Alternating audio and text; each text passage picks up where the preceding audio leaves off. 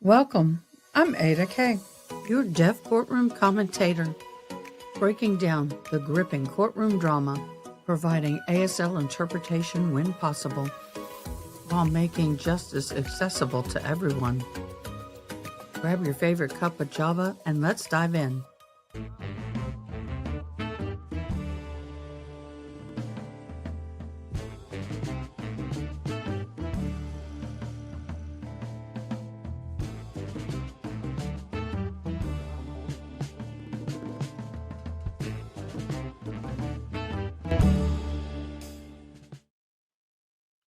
Good morning, or should I say afternoon, everybody. It is my morning. Well, I had a very slow morning this morning, so yay for me. I'm so happy to have a slow morning this morning. It is so nice to wake up not at 6:30 in the morning like we have been for the last couple of weeks.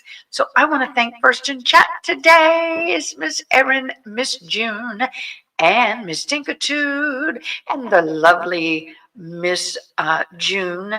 I'm gonna have to separate you. I've got June, my mod, June S, and then I have June, our fabulous friend and viewer. So I need to figure out how to separate you two, June and June. And then we, of course, I'm working with my contacts for had them in yesterday, but that's why my eyes are red because I put them in a minute ago. Oh my gosh, y'all. Teresa, thank you for hopping in as well. And the court is going to get into session shortly. But before we do, let's talk about why we're here. We're here for the sentencing of Megan Boswell. So what happened? What was she convicted of? So let's go into some history here. Timeline. She's convicted of the unaliving of her child. Y'all, this case broke my heart. Broke my heart. The child was missing and the remains were found. Evelyn May Boswell, 15 months old, was last seen December 19th, reported missing in February of 2020. Her remains were discovered March of 2020 inside a playhouse storage building, a trash can. It was gruesome, y'all, on the family's property. Megan Boswell was indicted with multiple counts, reported 19 in coverage, including first-degree redrum, aggravated child abuse, aggravated child neglect, tampering with evidence, abuse of a corpse, false reporting, blah, blah, blah, blah, blah. Why am I having an echo?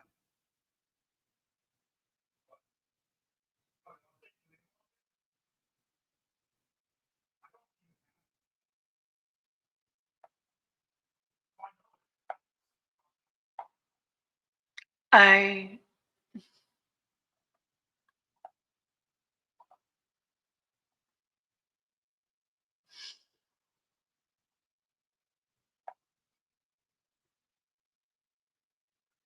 I don't know why there's an echo. There should not be.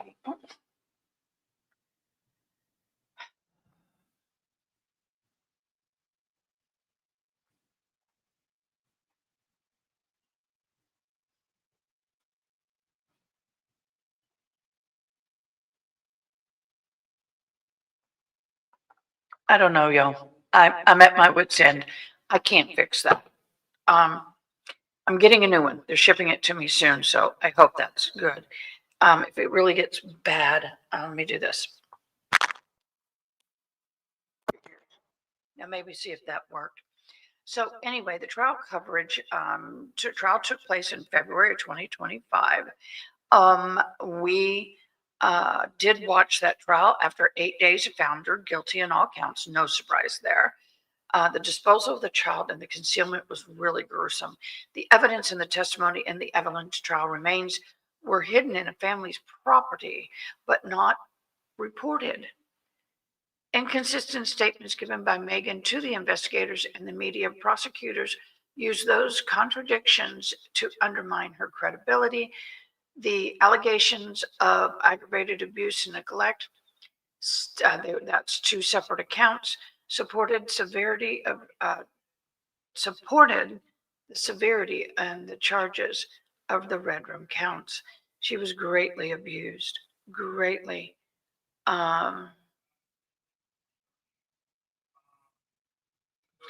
Then we have, during the testimony, the defense, um, well, I'm trying to read through these contacts, y'all. Testimony and pleas from the family, including Morgan's mother, disturbing, describing Megan's traumatic upbringing and asked for leniency, presented to the magistrate. It's heart wrenching. She herself is, we were up late last night with the live stream. Yes, we were. I didn't get to sleep until after 3:30 a.m. But this poor girl, that the mother went through hell herself as a child, but that doesn't negate the fact that she killed her own daughter. And so she's going to be sentencing today. The recommendations are uh, recommended life sentencing with the possibility of parole is what is being recommended, specifically a parole after 51 years. She's in her 20s, so I would be in her 70s. The Tennessee state law, under Tennessee law, the defendant convicted of first-degree murder faces either life without parole or life with the possibility of parole. The jury chooses between the options if aggravating circumstances are present. The Tennessee statute and the sentencing rules have resulted in a particular parole eligibility floor at about 51 years for life. Now, I don't know what the judge is going to do in this situation, but that is what she potentially can get. Even though the jury placed a possibility of parole on the table, the 51-year floor makes it extremely unlikely she will be released in her natural life. Hold on a minute.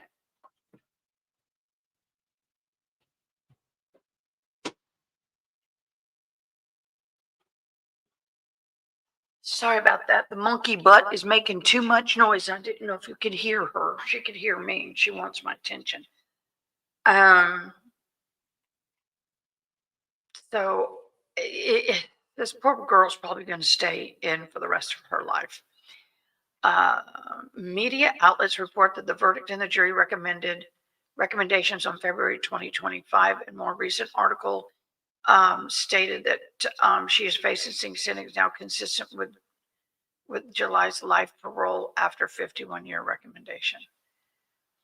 So here's the issues that often follow a case like this and possibly could be relevant here. Post-conviction appeals, it's constitutional, and she is appealing. The motion on practice of sentencing entirety, some defense team asked the judge to exercise discretion differently for what is called for in mitigation. Okay, thanks, guys.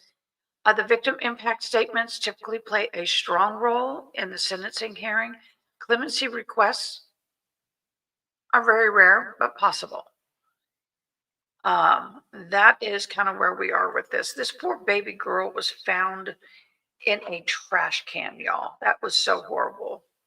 Yes, if you have questions, please put up the red question mark before the question so I can easily recognize that when the chat's going and our mods can recognize it, and that way they can tag it for me if need be.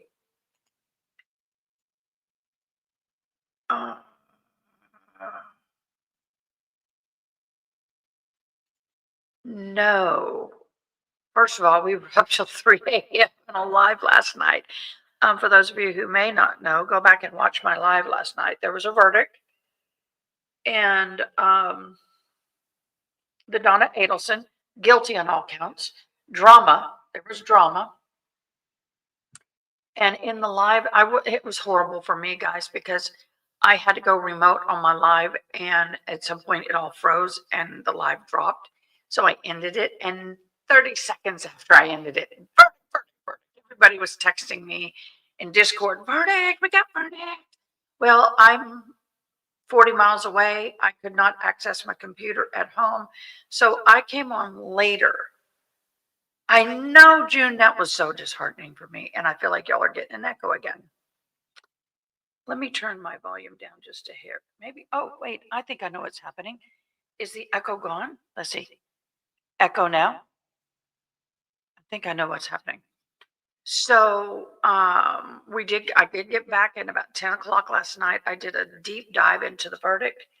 I also really did a deep dive into what Donna Adelson's life is going to look like in the next 24 hours, week, couple weeks, months, and so on. So if you really want to know what this woman is facing and what's going to happen to her, please go watch that live. Aaron, I heard it. Not. Ah, okay. Yep. Ooh, I think I can hear that.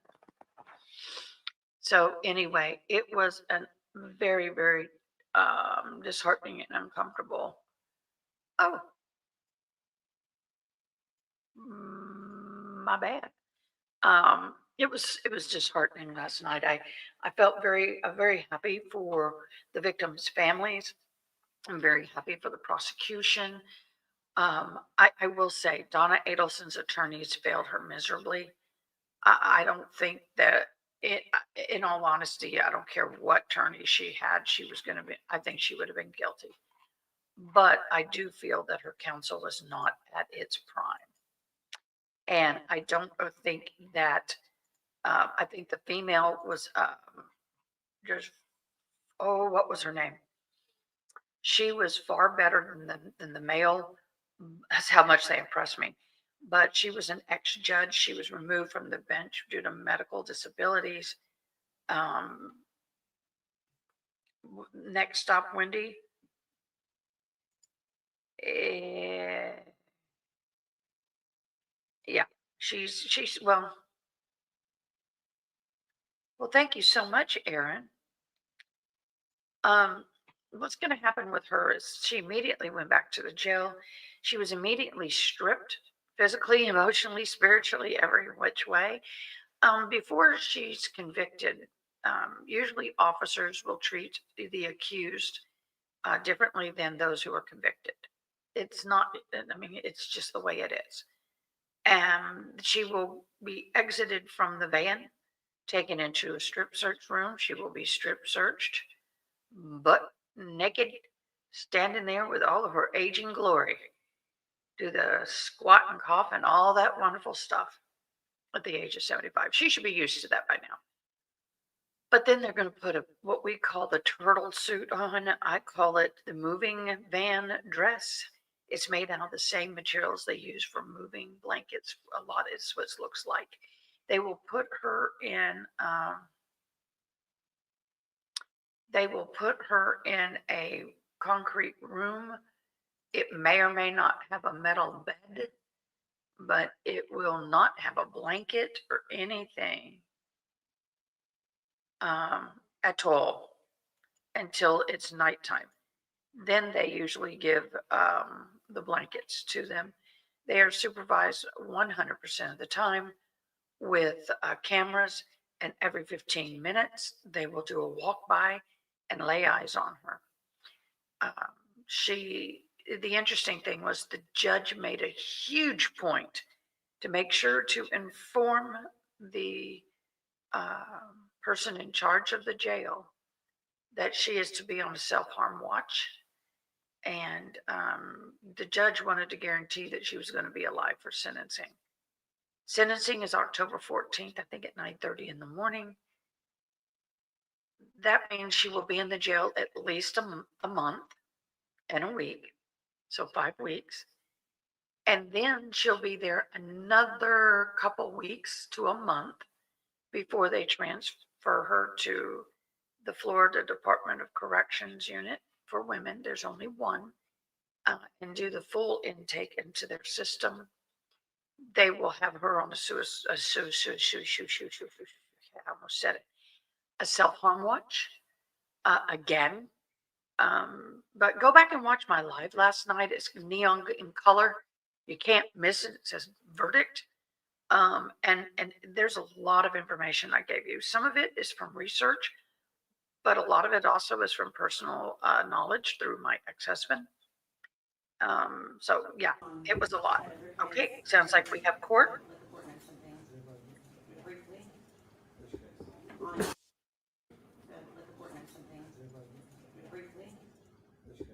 On Charles Johnson's case that's currently set for trial on October 7th.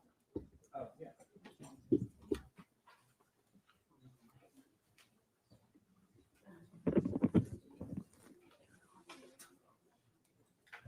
I'm looking for another video on this because I don't know.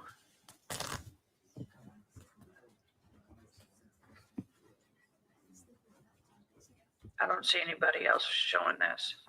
Thank you so much for coming in and liking, you guys. I appreciate you so much. It's same person.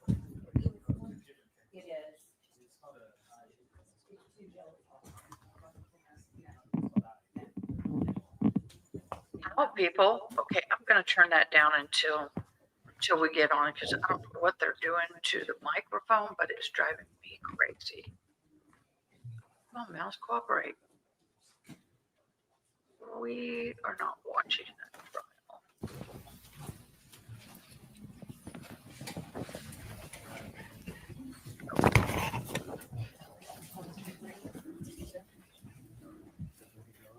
Tell me how the court sound is to you guys versus me. Let me know if this is a balanced sound. Case will take up the state versus Megan Boswell, 72869. Long debate for sentencing.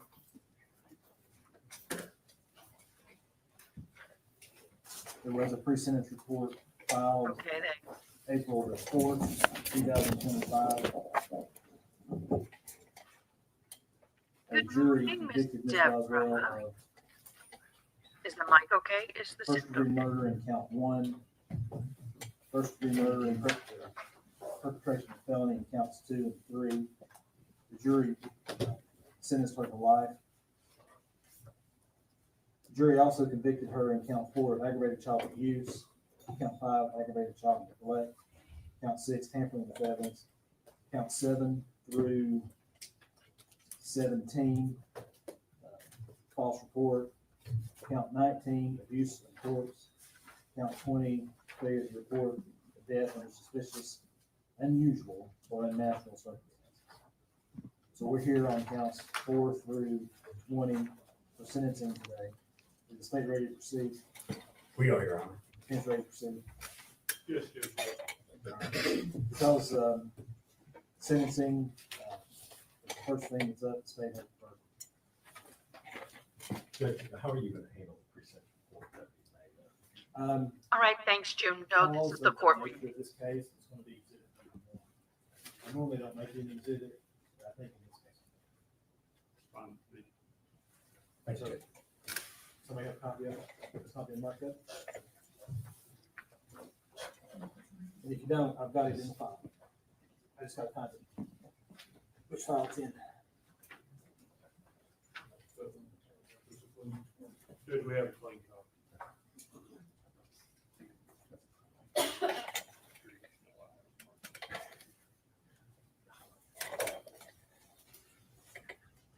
Good morning.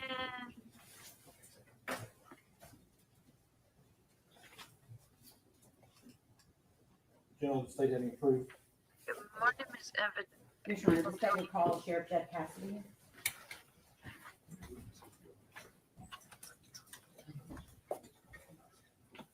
Raise your right hand, state your name, please. Sheriff Jeff Cassidy. Solemnly swear upon testimony about to give you. Oh. What? This is unusual. Very unusual.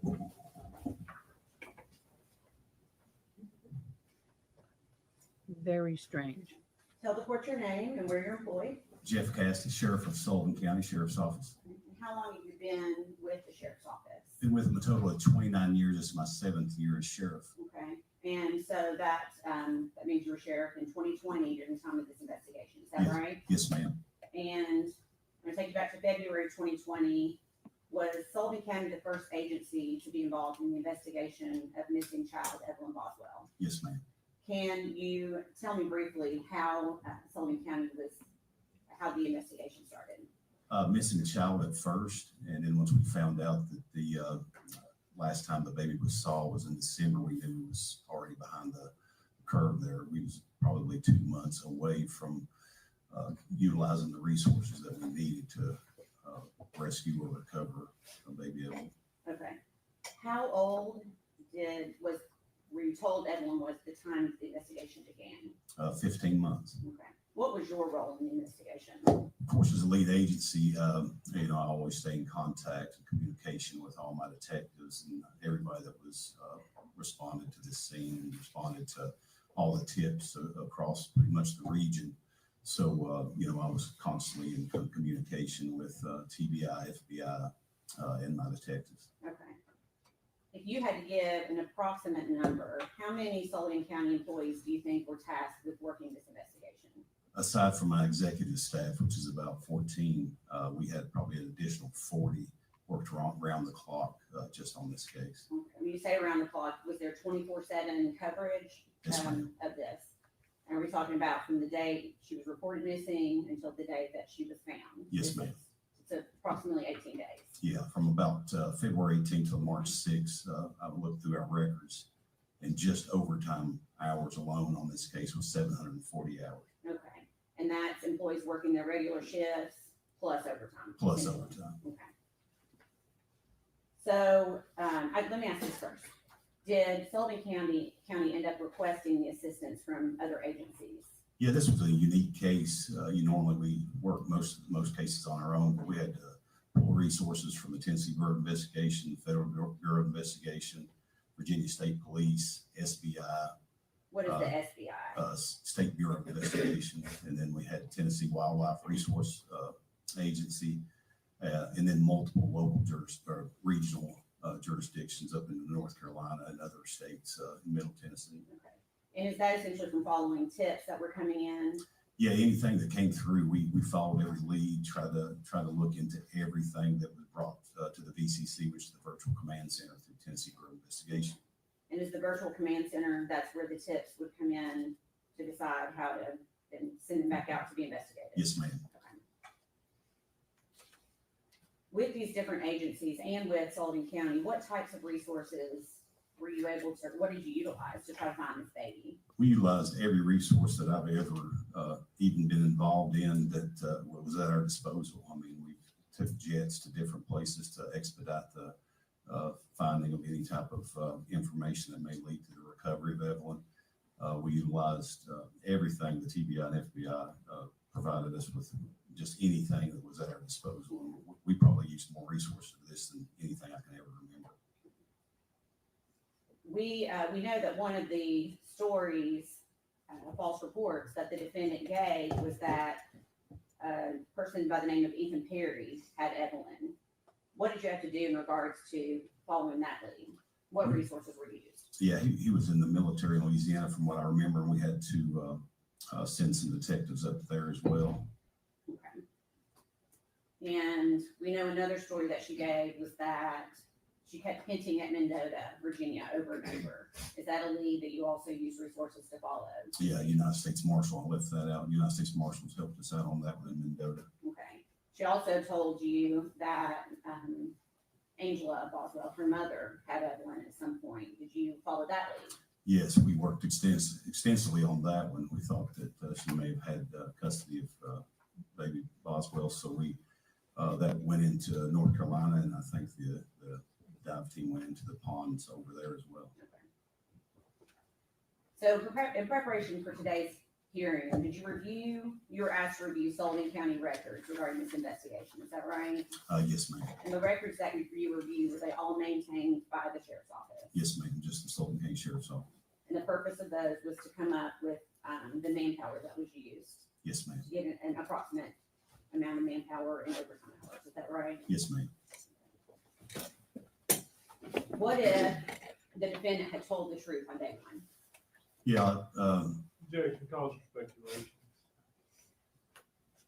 I could ask you a different way.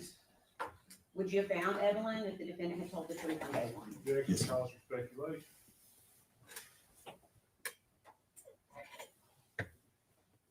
Sustained. Yeah, you need to rephrase it. Too long. He sustained it.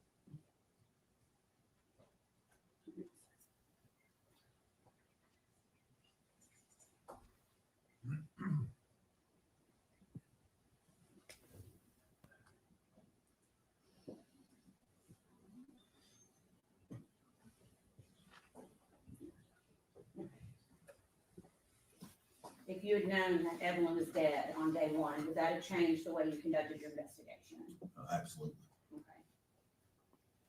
Would all of these resources have been used? No, ma'am. Were you aware of community involvement during the time of this investigation, the 18 days of investigation? Yeah, extremely. They really provided us a lot of additional resources that not criminal justice related, just like they brought us food to the office so we could, eat and still work. And they all pulled together during that time and just showed tremendous outpouring of support for our entire agency. And, across the nation, really, this was a national recognized case. So the people around here in the community, they started Evelyn's Army, and they provided food for us daily. Based on your own personal observations, what did the impact on the community look like to you? Very emotional, just like my staff. I mean, everything you see, people wanted to find this baby, and that was their number one goal. And, whatever it may take, whatever it may need, whatever resource may need to be utilized, everybody was willing and able to put in their time, effort, and energy to locate baby Evelyn. And, just like my staff, I mean, the emotional toll on them, the lack of sleep, but they never did get fatigued. I tried to send some home, and they said, no, I'm not going home. I'm going to work on this case until we find the baby. Okay, no other questions? Please Thank answer you. any questions Mr. Scott has for you. I don't have any questions. Thank you. Thank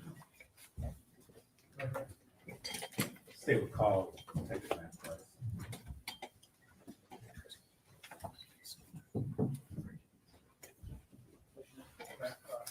Swear affirm testimony about the truth, all the witnesses. Yes, sir.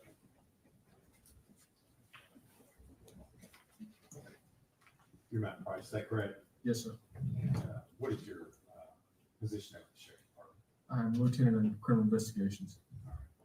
And Lieutenant Price, you very familiar with the investigation involving the disappearance and death of Evelyn Boswell, is that correct? Yes, that's correct. What was your role in the investigation? This case was assigned to me as the lead investigator with the sheriff's office. So I was the lead investigator. And you worked, the sheriff has testified to, you worked hand in hand with numerous agencies in the investigation, including TBI, is that correct? Yes, that's correct. Okay. David Gratz at the time, also two of you Worked it. worked extensively, that'd be Yes. correct.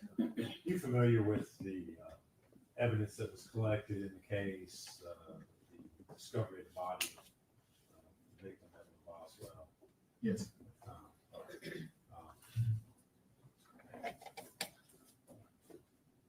Lieutenant Price, I'm going to hand you some photographs. I'm just going to do this one at a time so for a second. Getting these exhibits in, I'm going to hand you the first photograph, ask you if you can show us, identify what's shown in that photo. Yes, this is a photograph of looking inside the playhouse at the trash can where Evan was located. And is that a true and accurate depiction of Yes. that scene? Yeah. Judge, would you move to make that exhibit number one? For this hearing, two, I'm sorry. And, I don't know if it's helpful, but that is what the trial was used as exhibit number 15. If that's helpful or would create confusion or. It's just, it'll be exhibit one from that sentence. Two.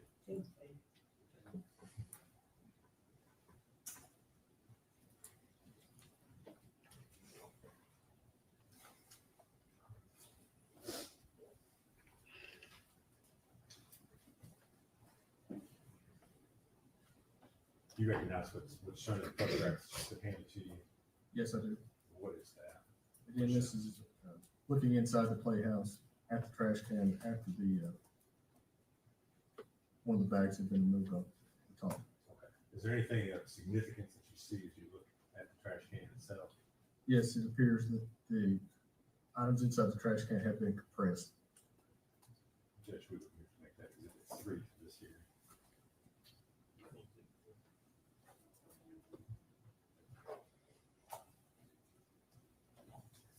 Okay.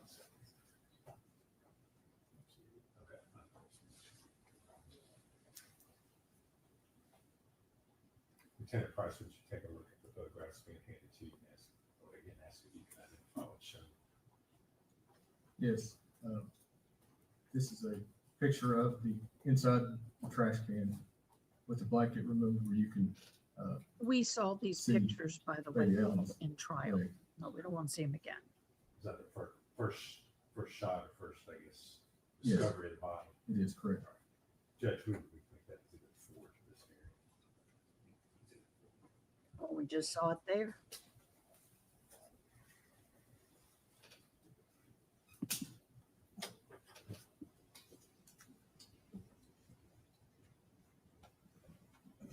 Hello, Capole. Hello, babe.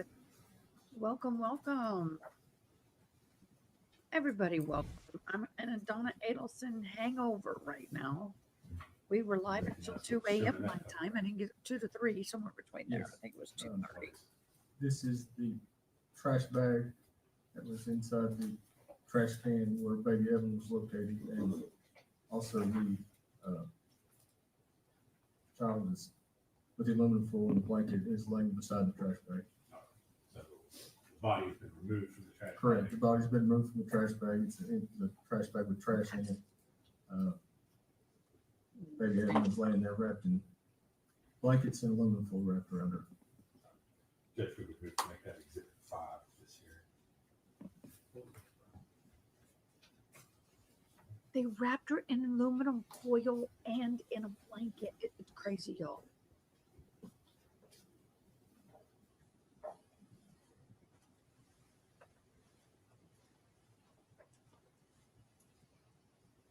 Do you recognize what is shown in the photographs that's been handed to you? Yes, I do. And what is that? Picture of.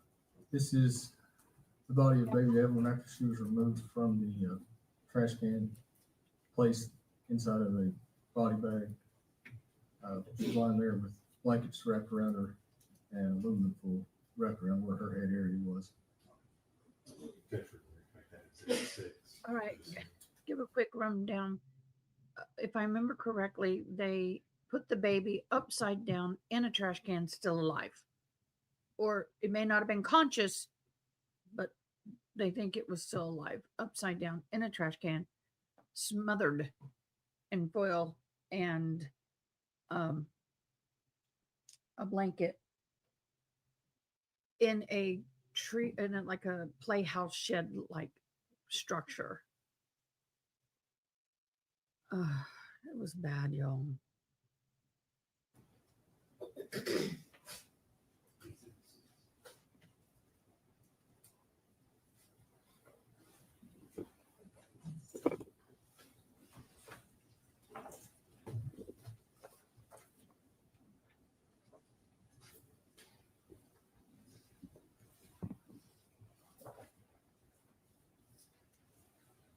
Do you recognize the photo that's just been handed to you? Yes, I do. What is shown in that photo? And this is baby Evelyn laying in, still wrapped in blankets laying on a body bag, with her arm exposed, showing the onesie that she was wearing. Is that photo, one of the photos that was taken at the time the body was recovered? It is correct. Judge, we would move to make that exhibit 7 for this hearing.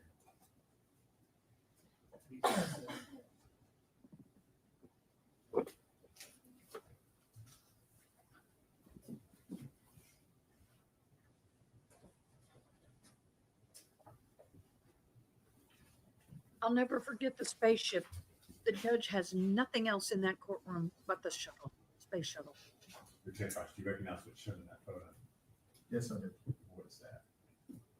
This is baby Let me Evelyn. stop here. I'm looking back at my notes, and according to the medical examiner and forensic testimony, they believe she was still alive, but they can't say 100%.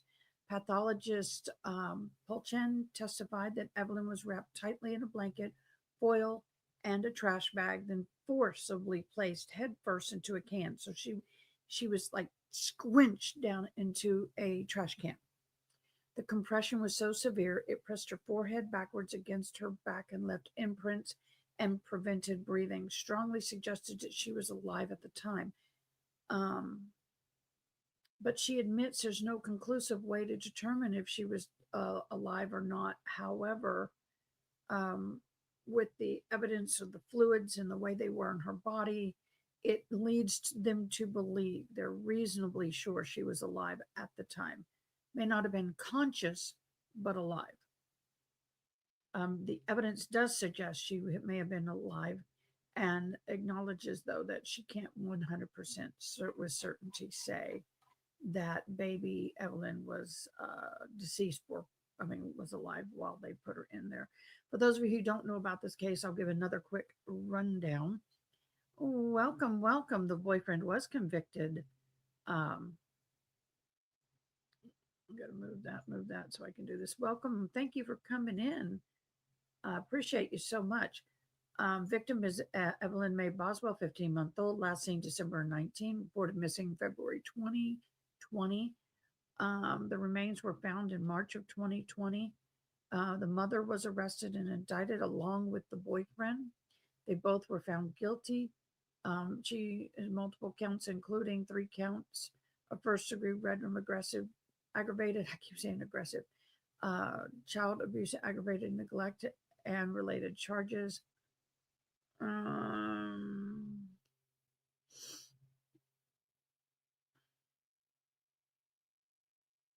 So that's kind of where we are on that one.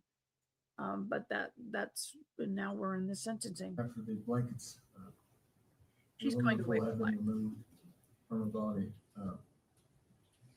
It shows the position of her head and how she was laying when the blanket was removed. Judge would move to make that exhibit 8 this hearing.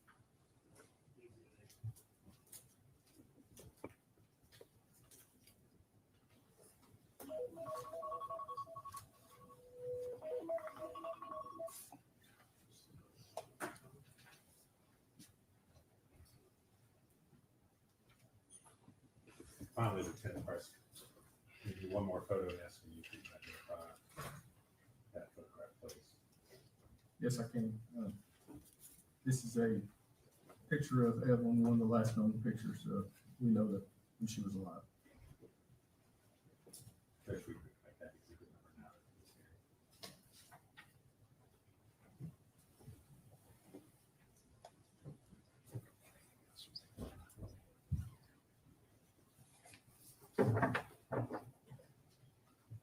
Thank you, Lieutenant Price. If you would answer any questions Mr. Scott has for you. No questions, Judge.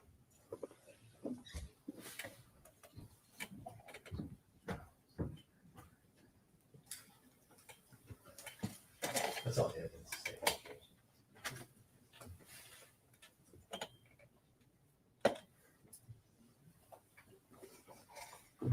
Judge is Boswell, I'd like to make an allocution.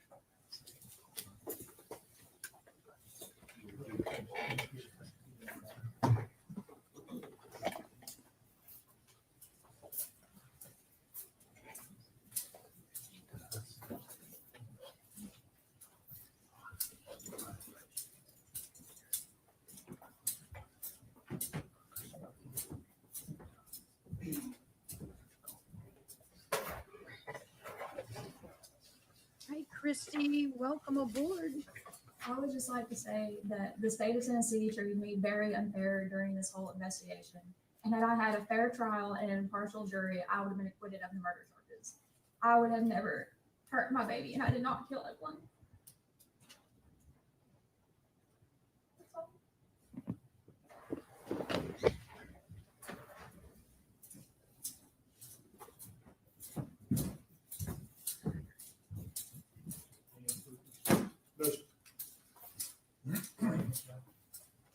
That's all. I'm sorry. Wow. No. Judge, the state is, Yeah, she prior shot. to this hearing, filed a notice of Give Miss Judy. intent I in mean, Judy, regards Miss to Hansen factors that we believe apply, as well as a notice of intent to seek consecutive sentencing, which is what we are asking the court to do. And we believe, based upon the seriousness of the offense, as well as the fact that Miss Boswell is a dangerous offender whose behavior indicates little, no regard for human life, that she had no hesitation about committing a crime in which the risk of human life was high. This court should run those sentences consecutive to each other. And I want to touch briefly on the enhancement factors, and primarily on the one that I think just screams out in this case, which is the violation of trust. Truly, I think the facts that were involved in this case, and the court, of course, consider everything that was presented and that came in at trial, as well as the photographs that been introduced to the sentencing hearing, which again, those were all part of the trial evidence as well. But the trust that Miss Boswell betrayed upon her daughter was just so callous. She chose herself repeatedly, time and time again, over her child. All deaths are horrible, but for a small child to die in the way that Evelyn died just shows such extreme callousness. And those photographs show you. I mean, she was discarded like a piece of common garbage. Detective Lieutenant Price testified to, it looks like the body has been compressed, pushed down in the trash can, so we can fit more trash, more garbage on top of a child. But probably the most hurtful and severe part of this whole and painful part of this is the fact that all that occurred at the hands of the one person that she should have been able to rely upon and trust to protect her own mother. But Megan didn't do that. Megan repeatedly chose Meg. Megan chose her life. Megan chose living in a big house out by the lake. Megan chose going to the movies. She chose going to Blowing Rock, going to Gatlinburg, again and again and again, over her own daughter.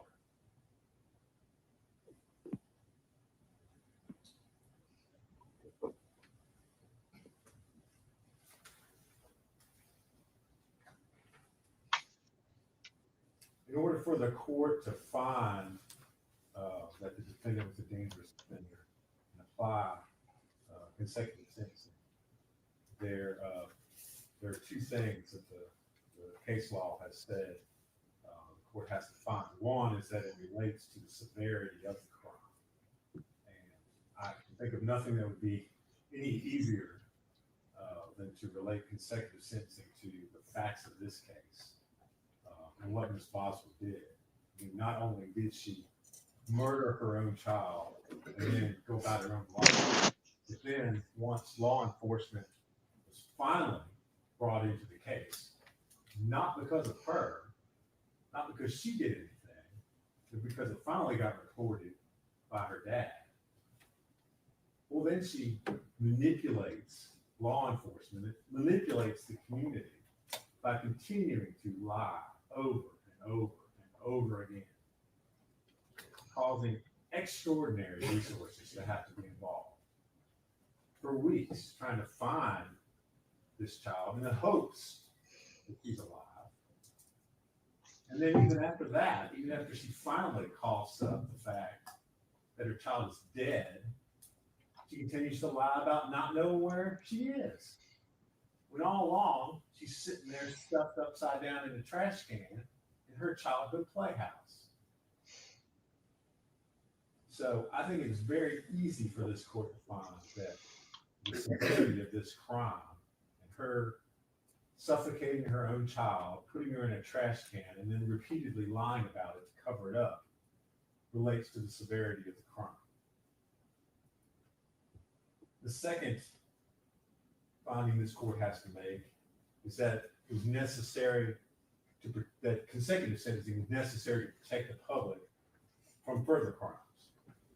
And provided the court, as well as Mr. Scott, with the case of State v. Taylor, which was a case in which a small child had been beaten to death. And then the mother basically delayed in calling 911, which eventually resulted in the child dying because she didn't receive any medical attention. And the court in that case found that the dangerous offender classification was satisfied because the defendant had demonstrated extreme callousness towards the health and welfare of the victim, and the results were fatal. Well, Judge, I really, it does not get any more callous than what the defendant did in this case. You know, she turned her back, she turned her life, she turned her trust away from her own child. Evelyn got in the way of the life Megan Boswell wanted to live, and so she eliminated that problem. It truly does not get any more callous than that. So the state would submit that both those factors are met and that the court should impose consecutive sentencing.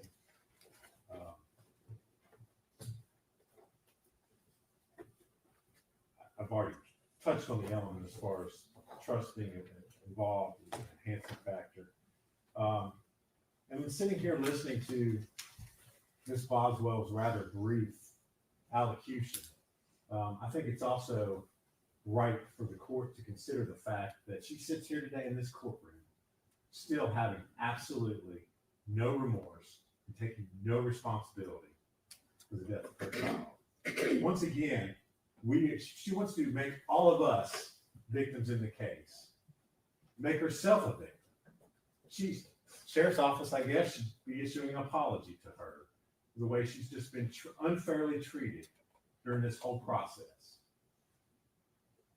Judge, Miss Boswell was not treated unfairly. Her child was treated unfairly. Her 15-month-old child never had a chance because of the one person who should have protected her. So for that reason, the state is asking you to maximize her sentence in the remaining counts that she has to be sentenced on. And we would ask that they be run consecutive, Judge. Thank you. Judge, I guess I'll try to address this in somewhat where Mr. Harper did maybe in the back of his fashion. Ms. Boswell had no prior criminal history when this case started, when the investigation started. At some point, she was convicted of a reckless driving B misdemeanor in Washington County, I think in February of 2020. That's the only criminal history she has in this court. She's been in jail since she was 18 years old. She will be in jail if this court were to sentence her at the low end of everything, and not run consecutive. She'll be in jail until she's 69 years old. The court then has to determine, at that point, is she going to be a threat to society? Society needs to be protected from 69-year-old Megan Boswell.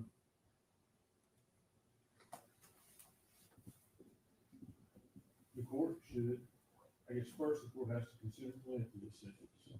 She's a range one offender as to each count. The court should impose I think the sentence is short of a sentence is as necessary, so the court's discretion to achieve the purposes of sentencing.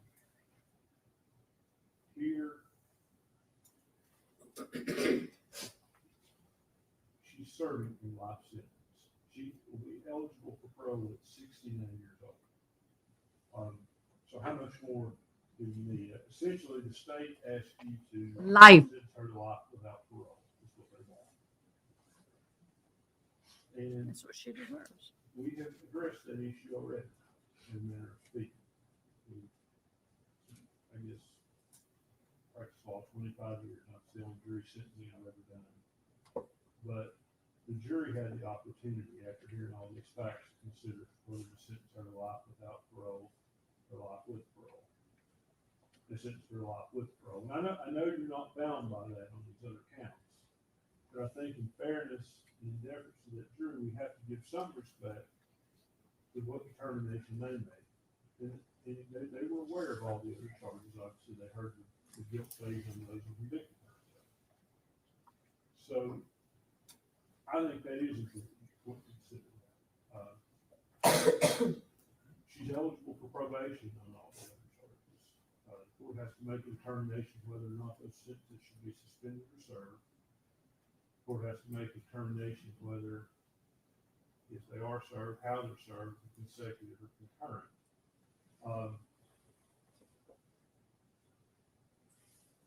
As it relates to the dangerous offender who society has to be protected from,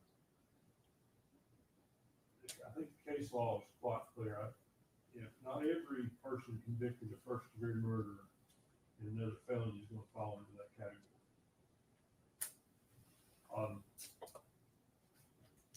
Normally, in a lot of the cases you see multiple victims, multiple acts.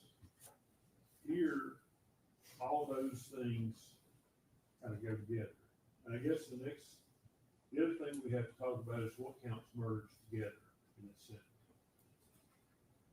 I would suggest, of course, that the murder counts merged together for one count. That the child abuse and child neglect counts should merge. And that all of the following false reports should merge.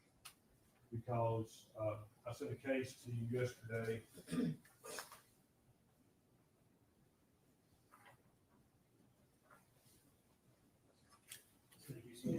State versus Smith, 436 Southwest 3rd, 751. This is Supreme Court decided that 2014. It talks about cases just like this.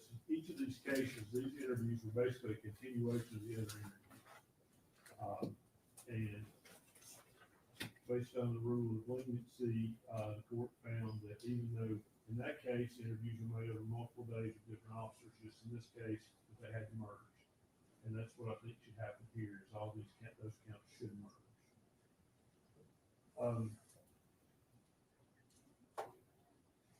And I guess finally, I want to address what Ms. Harper said about Ms. Boswell's comments. I think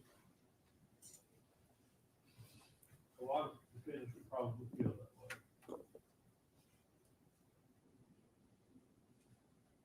But I think she's entitled to maintain her defense. She doesn't have to come in here for purposes of sentencing and somehow take responsibility. The law doesn't require that. That's not one of the factors to consider for consecutive sentencing. That's not one of the factors to consider for length of sentence. The defendant has a right to maintain their innocence. And to hold that against them and somehow sentence them to more jail time because they don't come in here and say, I did it. That violates due process. It violates the right to trial by jury, the right to appeal. So I would suggest to the court that the appropriate sentence here should be bottom end of the range. The sentences should run concurrent, and ultimately she should be left with a chance of parole when she's 69 years old. However, that is structured.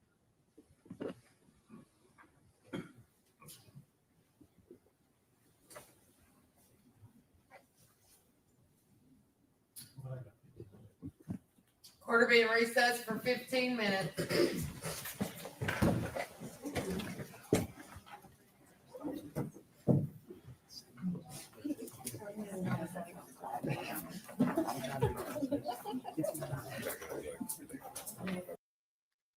Wow. Okay. Yes, I need if somebody can send me that link. I hate to ask for it, but either in Discord or in here for that interview with her mom, that would be fabulous. We have a birthday girl in the house. And well, how about Thank a happy you. birthday song? Happy birthday I've held you. to you. We did it. Happy birthday to you. Happy birthday. Happy birthday. Happy birthday to you. Oh, Thank birthday you. beloved. May it be a year filled with many, many blessings, health, and wealth. Thank you. And thank you everyone for the happy birthdays in the chat. Yeah, it's Yeah. this is a I case. I am so. I first I want to say thank you all everybody who came on last night, but oh, do you know what? I couldn't get, it took me so long to get back to sleep last night, right? I Now, if you had sent me a message within seconds, I would have tried to sort something up, but it was like, because I just lay there awake for ages. And as soon as I woke up, I saw a message from you and I went, and I looked at it and I went, are you for real? And I put my computer on and you were live. And I looked at it and you were talking. So I thought, no, no, no, you can wait. I'm going all the way back to the beginning so I can hear it. And I know I watched it. And as I said to you, at least we got some emotion. And I think it was I call it an emotion because it was a response. It was a release. I still think she was doing a Sarah Boone and she really thought that she was going to walk. do too. And it's like with my ex-husband when he went to jail. Okay, although I have to say, some people go, "Didn't you have any idea that he was guilty?" And I said, "Well, what he was accused of and what he said and what the lawyers were saying, it was very plausible." And there are people in this community, in this world, that live a flawless life. They never get in trouble with the law. They don't get speeding tickets. They are law abiding as citizens. And then they have a secret little sin or crime or whatever going on in their own life. And so I had no reason to believe, not to Mhm. believe. Well, Yeah. but the problem is when you get to the point that you believe your own lie or delusion at the level that they do, when reality hits, it rocks their world because they're Yeah. living in a world of I'm not going to go to jail. I'm innocent. They can't prove it, yada, yada, yada. It's their own little world. And, they could take a lie detector test and pass it because when you take a lie detector test, if you believe the lie, then you're going to pass it. And that's how I feel about her. I believe she believed her delusion. Yeah. And I think reality hit. And so, Oh, so she didn't have any tears. There no. sometimes when you were hit with such a shocking delusion, I mean, such horrendous shock, you may not It have tears. no, it was a like a uh, A gut wrenching, gut it was that. from But the what I laughed at was after she'd been sentenced and she did the walk of shame, just not through the airport this time. And she went into this little with somebody holding her hand and somebody almost pushing her. So like, well, then what happened was is she wanted to say, oh, I saw that. that's for her husband or the family that Well, involved her. ex Well, separated, aren't they? no, her Are they husband not? and her separated. Are they separated? Well, I don't know. I know that the father and the mother of the victim are separated. Are they not? Is he still standing by her?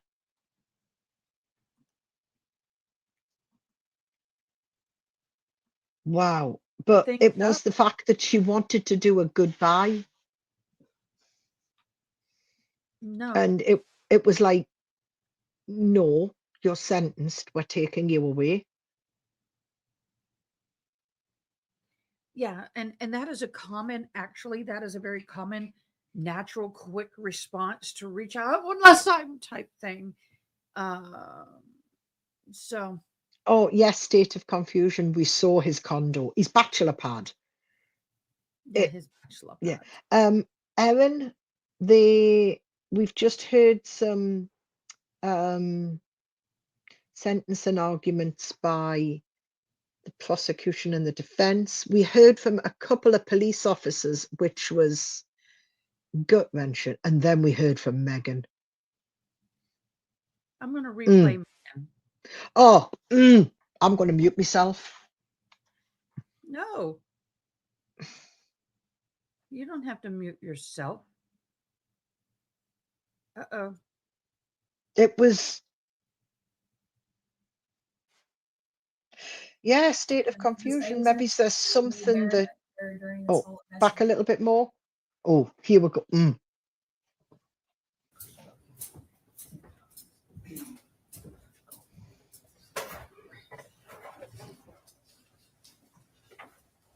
The beautiful hair. I would just like to say that the state of Tennessee treated me very unfair during this whole investigation. And had I had a fair trial and an impartial jury, I would have been acquitted of the murder charges. I would have never hurt my baby, and I did not kill Evelyn. Yeah, missus, and if I could reduce the calories, that'd be a size 8.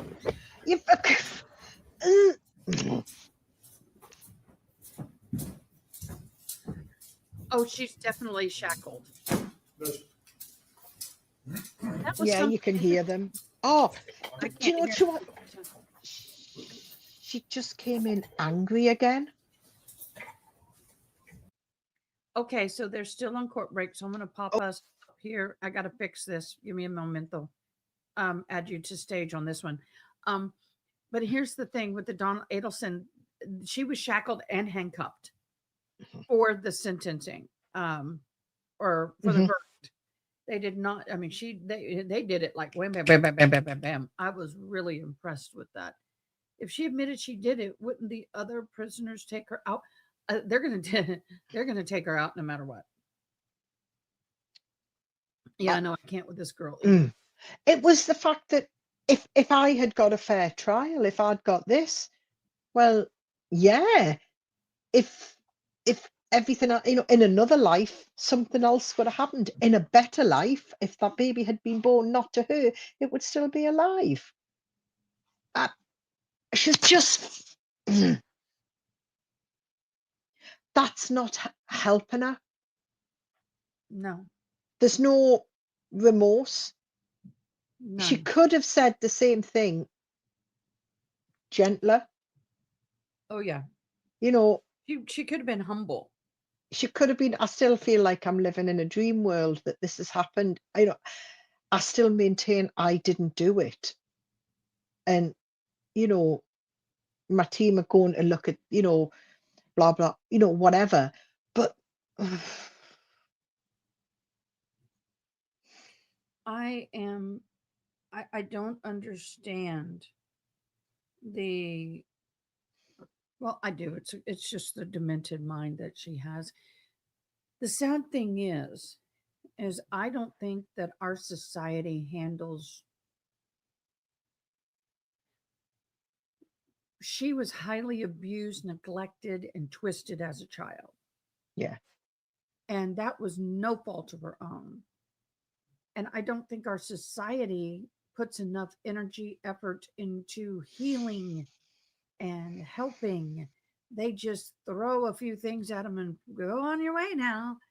And I think that we've ticked a few boxes. Yeah, we've ticked a few boxes.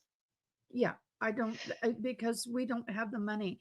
Well, if you take the money away from the luxury of the inmates and make it a more difficult prison experience, I think that you can put that money into more prevention.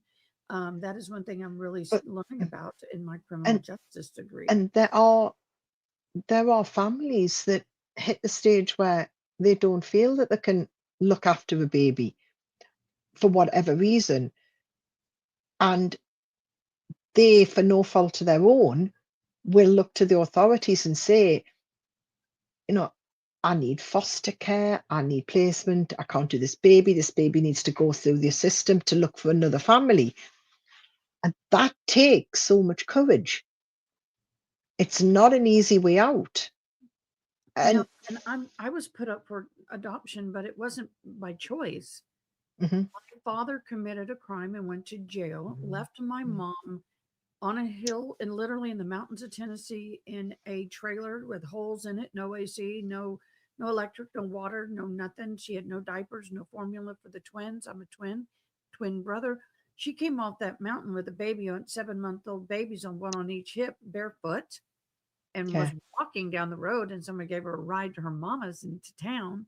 I mean, it was really that bad. And yeah, she went to the government to get assistance, and they said, let's put the kids in foster care, and you get 6 months. We'll help you take care of them for 6 months.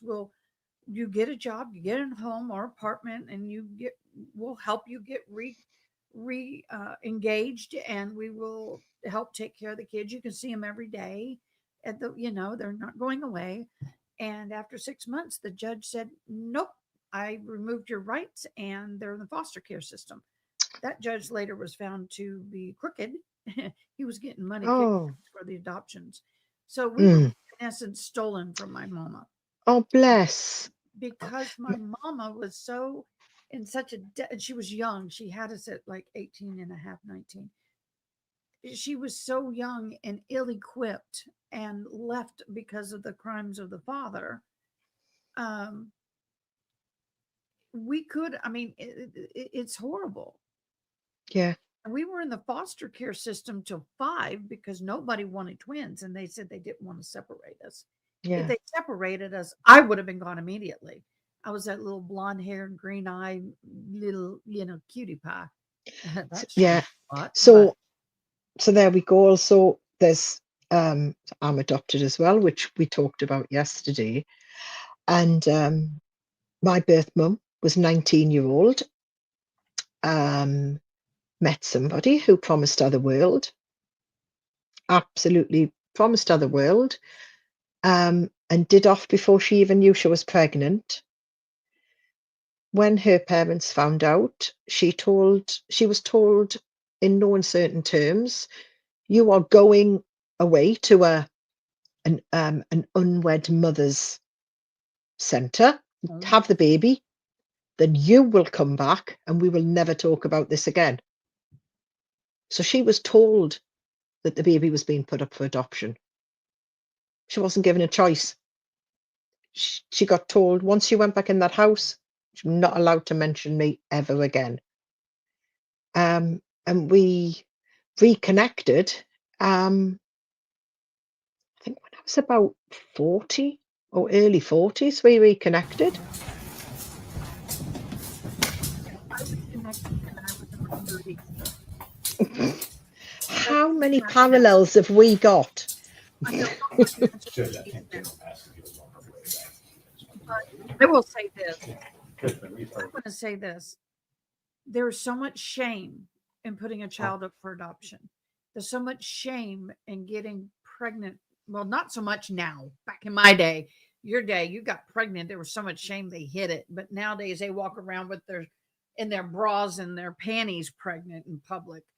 Um, but it's just there's so much shame in giving a child to a family that can't have a child when you can't take care of a child. I think that that's where we really need to start meeting these unwed mothers who feel like they don't have an option, just like that poor baby girl who had a baby in the hospital Oh, and it died, so she didn't know what to do. She put it in the trash can. These we're breeding these people. We're not helping people.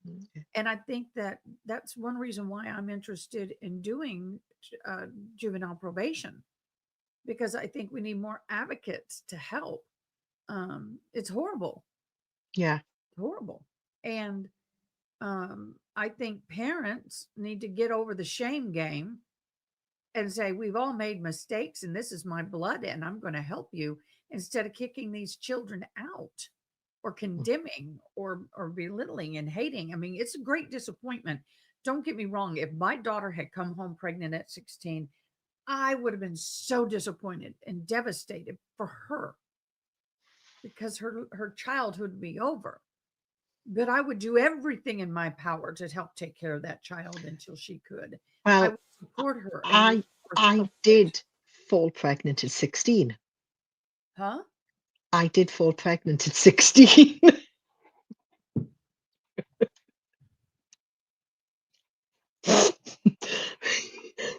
Told my mum on the Sunday night that I was pregnant. I went back to school on the Monday morning. I was in my last year doing my exams.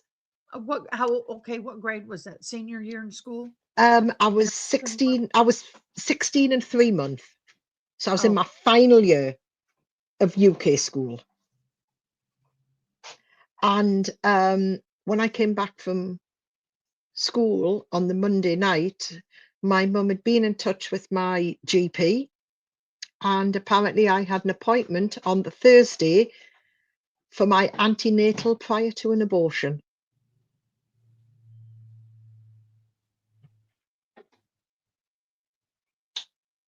I'm so sorry. My son is 41 this year. Oh, thank God. I was gonna cry. So Doctor many said it was my decision. He says, "Why do you want the abortion?" I says, "I don't. My mum does." We took my notes, put them aside, and went, "I'm not doing it." And this was in 1984. boom. Boom. Mic drop, dude. Oh. Thank you so much. We've got, Great. I really love how many adopted people we have here. Because I was always brought up, mind you, to believe that I was special, that I was adopted. Oh, me I've got too. two, You were I've got chosen. two.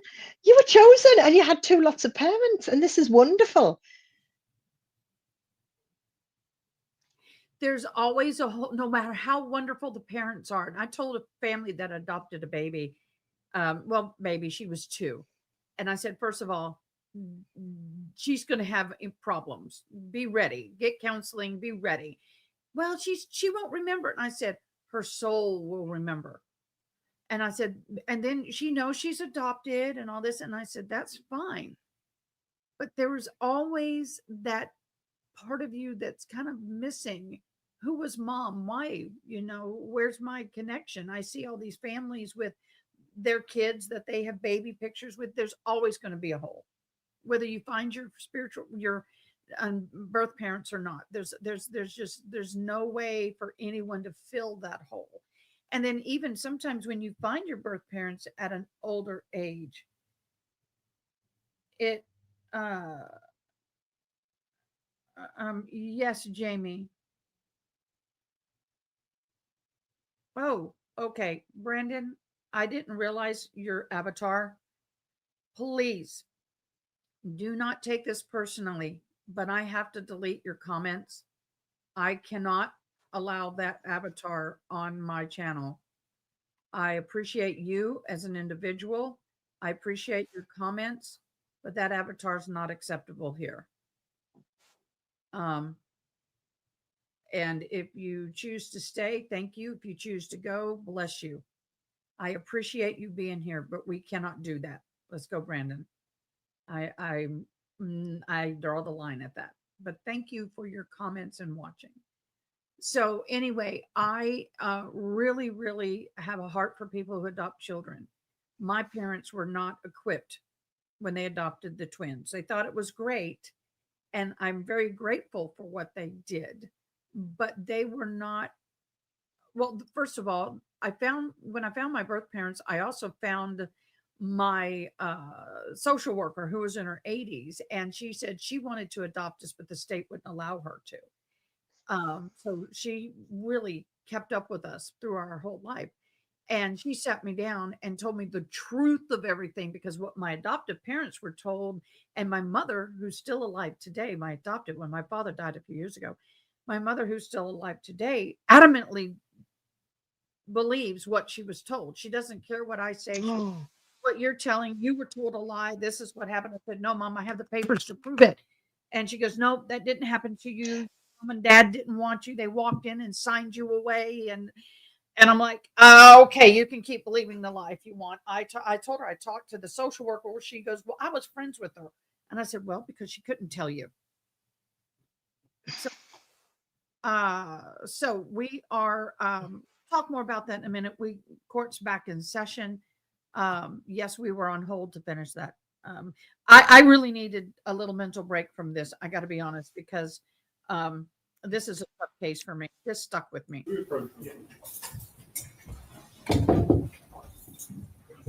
Can you bring the screen up, Ada? It's still us on the screen. Go in there.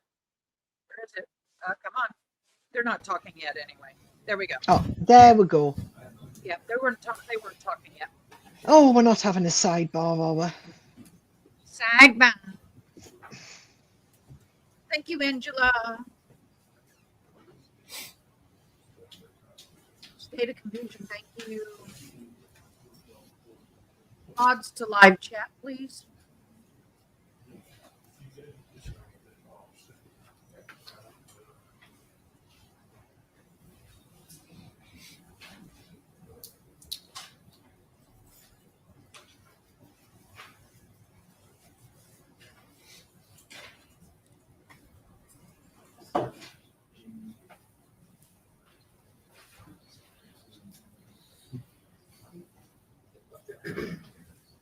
Hello, it's great.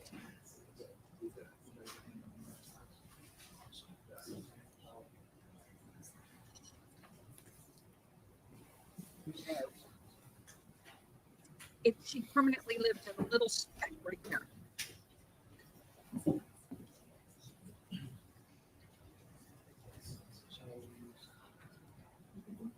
I almost want another cup of coffee. I woke up with a migraine this morning. I can absolutely understand that. I don't know. I've been having a lot of headaches. I don't know if it's this new meds or if it's just that time of year. I know we have allergies and stuff going on.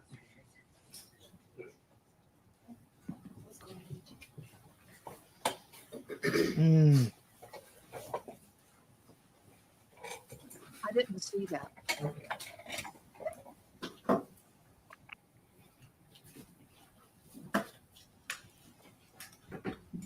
Let's see if he's got a better mic or if he's still muffly. No, he won't. All right. This guy loves orange. I wonder if he's a UT of Texas fan and he has the space shuttle. That's the only decoration in his courtroom is the space shuttle, and you can see it from the witness stand. It cracks me up.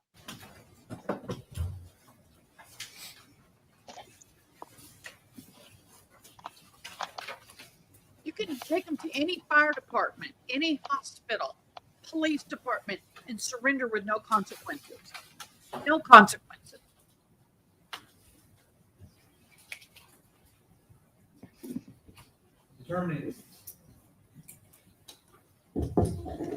Determining the appropriate sentence for these offenses.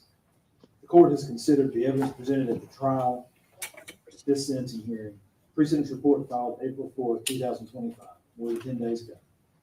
The principles of sentencing and arguments made as sentencing alternatives, the nature and characteristics of the criminal conduct involved, the evidence and information offered by the parties on mitigating and enhancing factors, any statistical information provided by the administrative officer of the court, such as sentencing practices for similar offenses in Tennessee, located at www.tncourts.gov, and any statement the defendant has made on her own behalf about sentencing and the defendant's potential for rehabilitation or treatment. I've never done this. I'm not sure if it was agreed, but the defendants arranged one standard offender under Tennessee felony classification laws. And what that means, the aggravated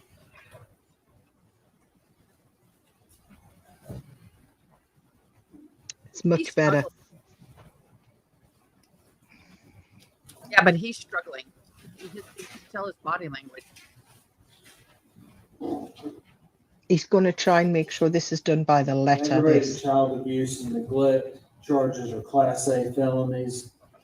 And as a range one offender, those would carry somewhere between 15 and 25 years. The tampering with evidence is a Class C felony. The range would be between 3 and 6 years. False reports are Class D felonies, with the range one being 2 to 4 years.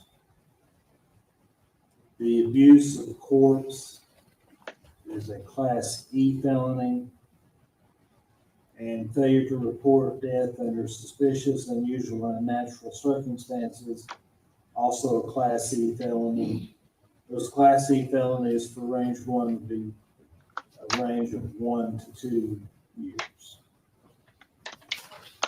In determining where the appropriate sentence should be within that range, while not mandatory any longer, the enhancement factors and mitigating factors are advisory for the court. The state has urged in its filing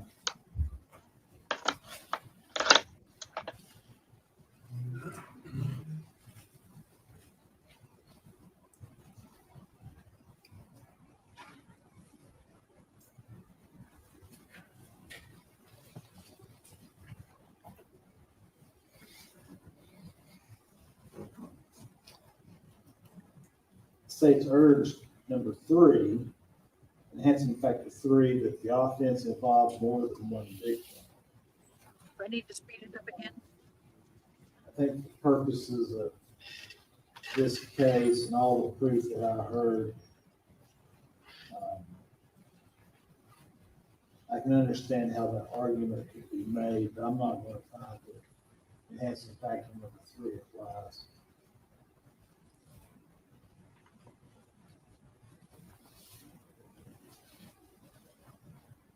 Enhancing factor number 4 is urged by the state. A victim of the offense was particularly vulnerable because of age, physical or mental disability.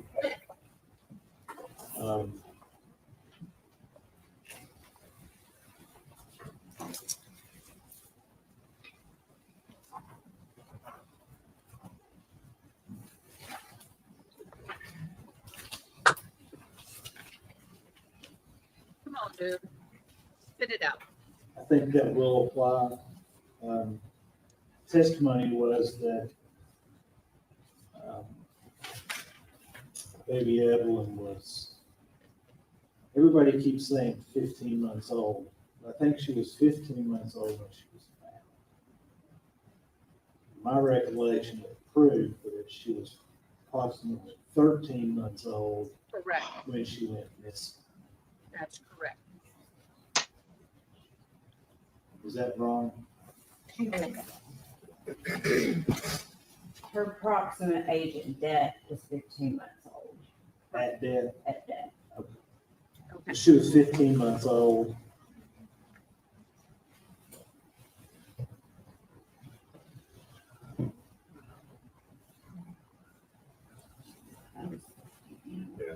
It was 13 years, 13 months old at death. It was 15 months old. They assumed when she was reported, Right. So she was 13 months old. when they didn't know she was alive or dead.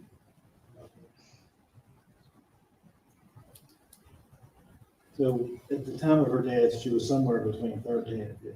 Yes.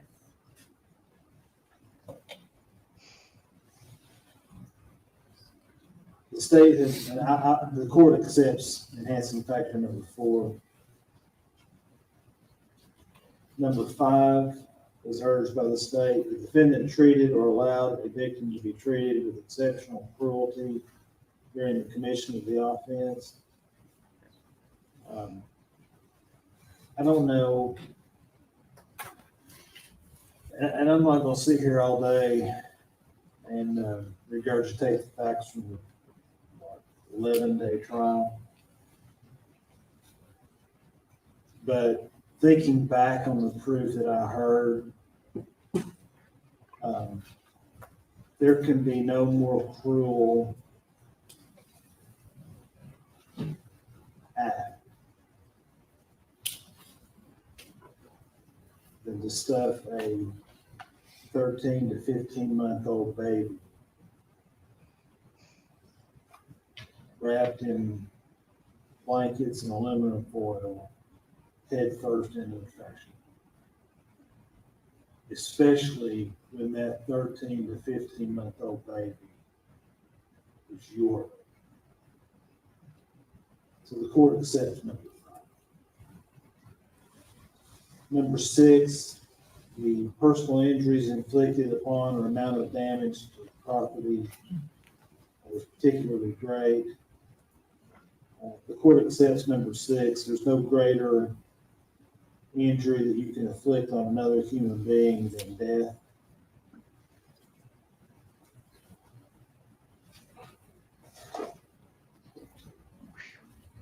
Enhancing factor 10 was in the filing. Defendant had no hesitation about committing a crime when the risk to human life was high. The court accepts number 10.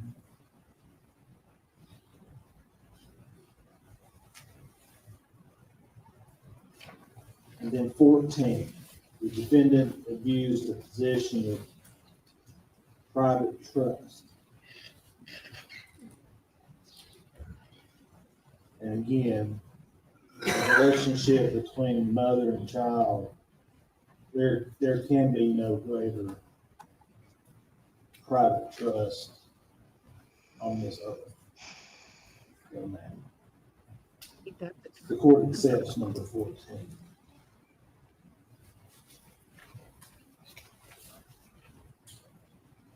Those are all the enhancing factors that were urged, all the ones that the court, after having looked through them, believes applies. Next, I have to consider mitigating factors in determining the appropriate length of sentence. And again, I'm not going to read, there's 12 statutory mitigators under 40, 35, 113.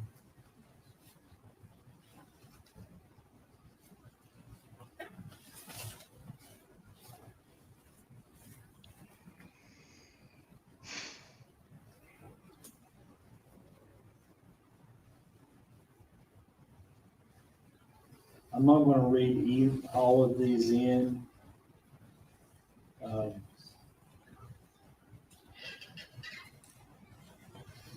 defense didn't put any arguments forward as to any mitigating factors that should apply.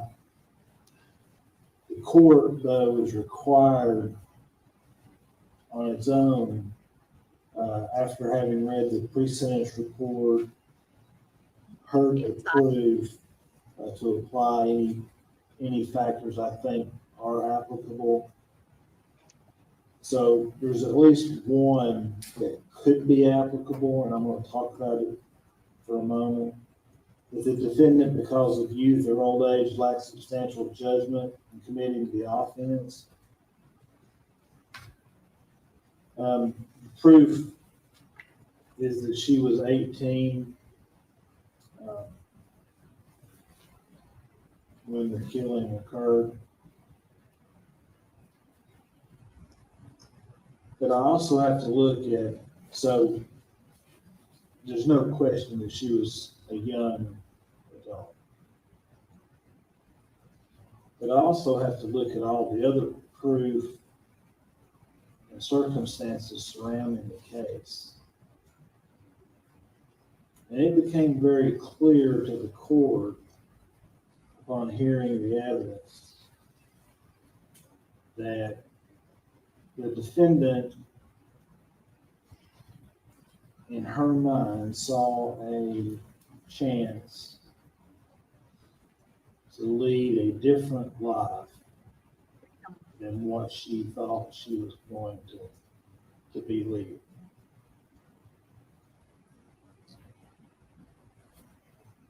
And quite frankly,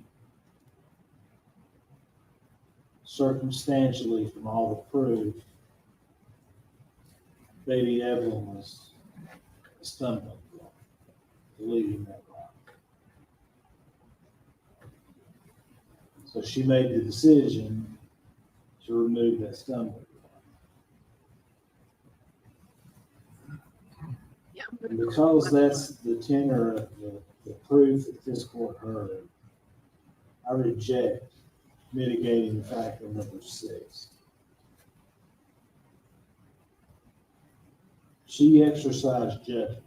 It wasn't good judgment, but she exercised judgment in doing the things that she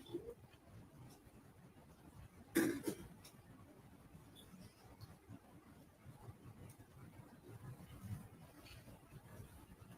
So of the 12 statutory mitigators, the court doesn't find that any are applicable to this case.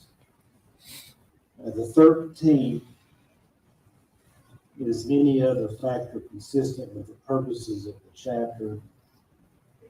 And courts regularly, if a person comes to the court without a substantial criminal history, courts regularly include that as factor number 13. If a person comes before the court and they've had a long, productive work history, then that factors into 13. If they've had military service, those are the kinds of things that factor into 13. In this case, Ms. Boswell, she did not have a long work history. In fact, the pre-sentence report said, she stated that she'd only ever had one job in her life, and that was the chicken shack where she was working right around the time of this killing. I am going to give her credit for not having, even though she was only 18, I'm going to give her credit for not having a substantial criminal history, either as an adult or a juvenile.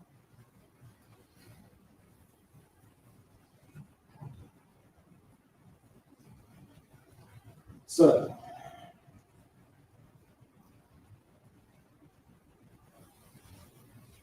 when the court weighs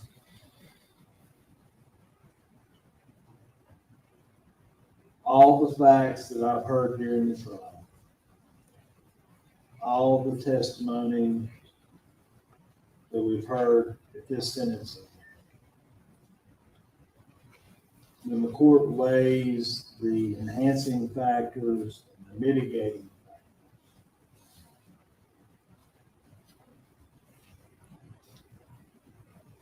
that's how I arrive at, or not a verdict, but a sentence.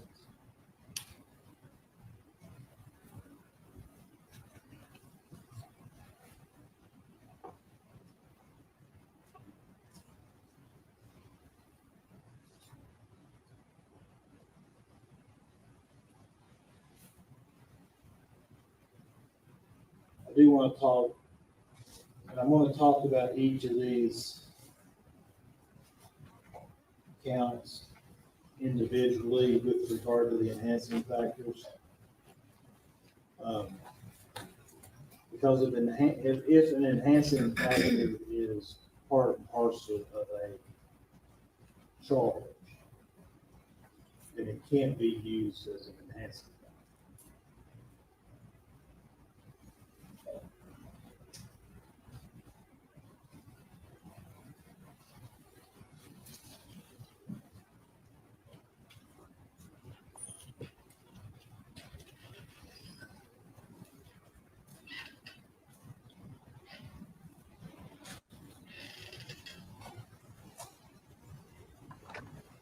So for count 4, aggravated child abuse, the state has to prove that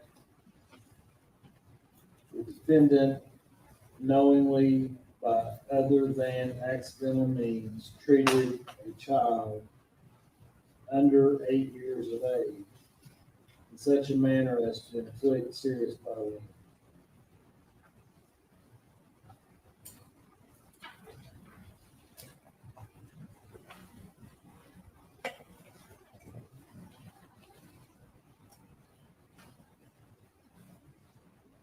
The court is of the opinion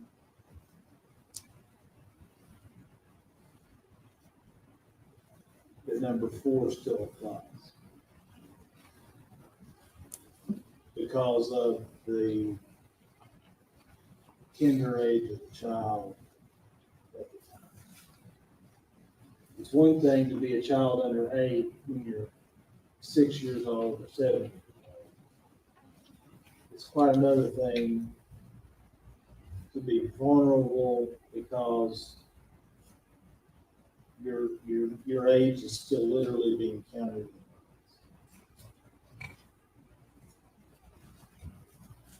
So the court finds number 4 applies. Number 5 is not an element, it applies. Number 6 applies due to the death is not an element of aggravated child abuse or aggravated child neglect. 10 and 14 apply. So the court finds that they all apply to counts 4 and 5. So the court's of the opinion in that Class A felony that the enhancing factors and the aggravated nature of this case in general take that sentence from 15 to 25 years. And when the court weighs, quite frankly, each of these enhancing factors, with the exception, number 4 has low weight because of its similarity to those 2 counts, to the charge. 5, 6, 10, and 14 have great weight. The court affords very little weight for the fact that Ms. Boswell, at 18 years of age, had no serious criminal history.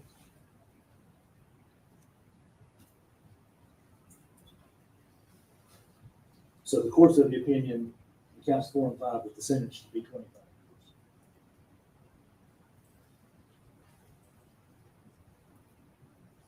That's on counts 4 and 5. She got 25 years. The court's also of the opinion Maximum. count 5 merges into count 4.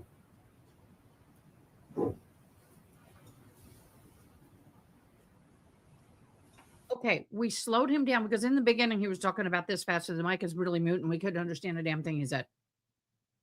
Now he's talking about like this. So he's back at normal speed. He's being very measured. Yes, he is. And I think he's holding his emotions. Yeah, I would say so. Yeah. Yeah. So he's struggling with this. He's really, really struggling. He is. And he made the comment, I have to weigh all the factors, and that includes her background and everything else. But at the age of 18, a young adult that she was, she knew right from wrong. Yeah. It would be and that's what he said. And had mental situations that then she'd be put in a facility. But yeah. In the tampering with evidence, the court's of the opinion that all the enhancing factors should be afforded great weight. And the sentence should be 6 years. The mitigating factor, which is the court's been giving very little weight, would not bring it back down. Now, with the false report, the court's of the opinion that the enhancing factors would take that sentence from 2 up to 4 years.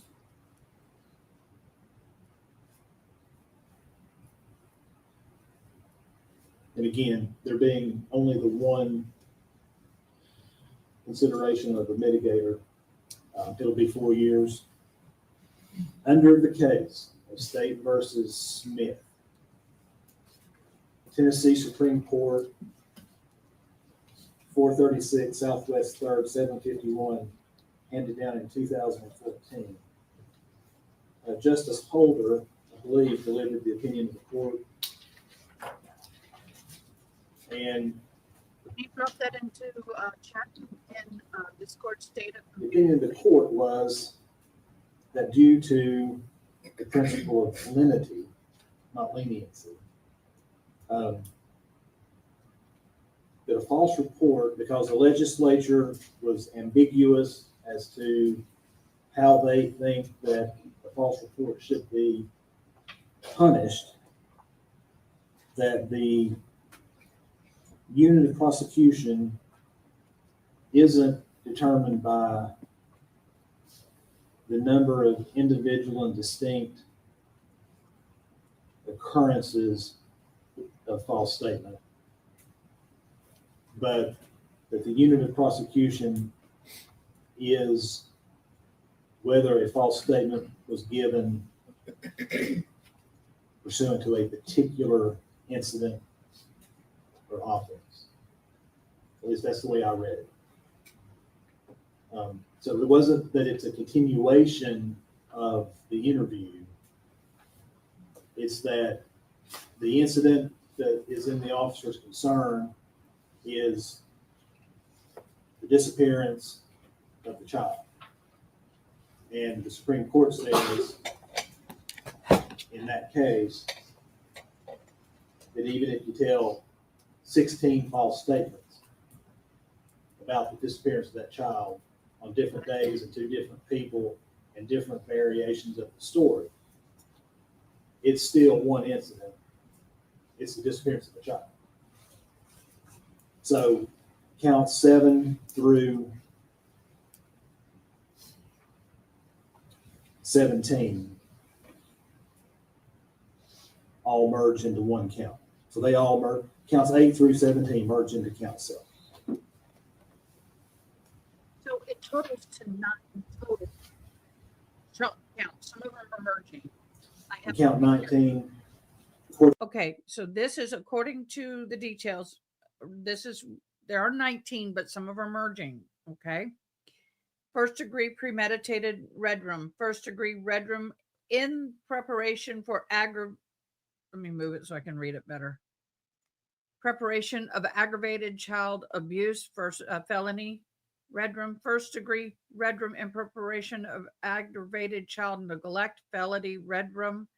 Aggravated child abuse, aggravated child neglect, tampering with evidence, 11 counts of false report. That's how you get to the 19. So you have 11 of them that are going to merge into one. Abuse of a corpse and failure to report death of suspicious, unusual, unnatural circumstances. I'll show this real quick. There's your breakdown. And wow. this right here gets her to the 19. That's a horrible list just to read.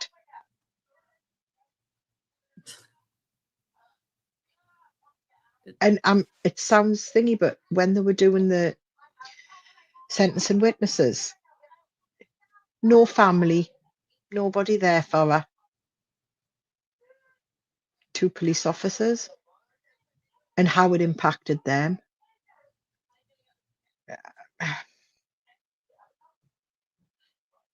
Yeah. Yes, she needs to be held accountable for what she did by far.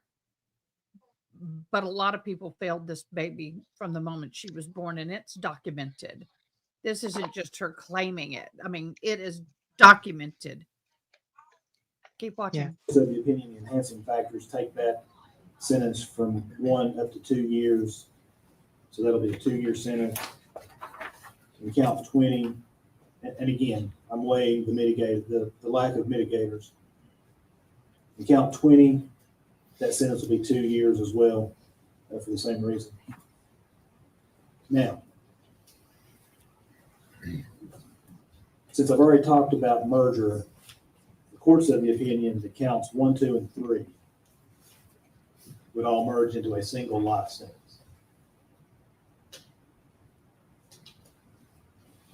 So counts 2 and 3 merge into count 1.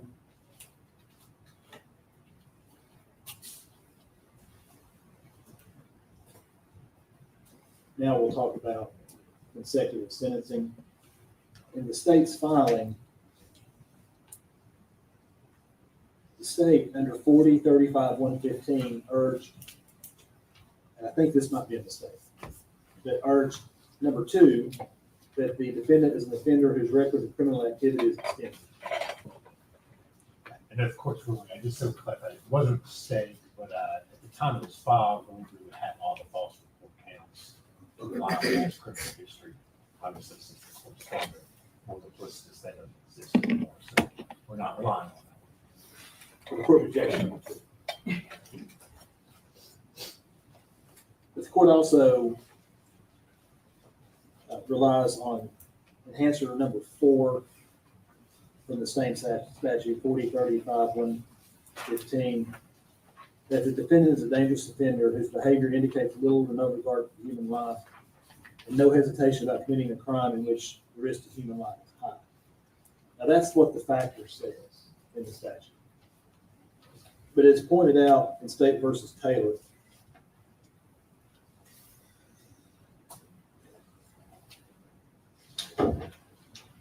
(2017) Westlaw 2179952, also case numbers M 2015-02142-CCA-R3-CD. It's an unpublished case, but the unpublished case references published opinions. And the most important one that it references is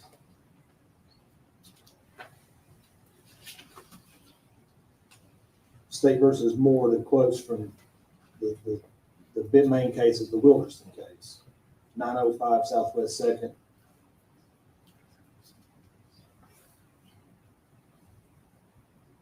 933, Tennessee Supreme Court from 1995.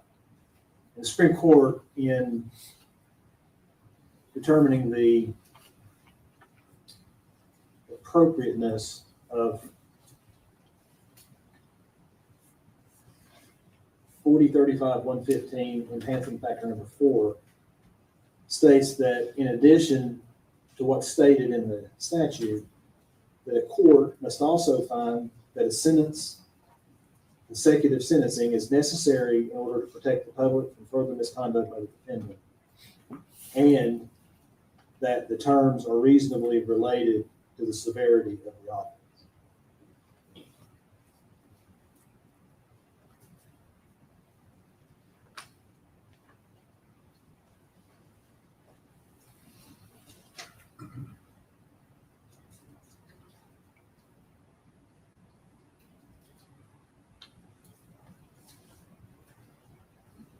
Miss Judy.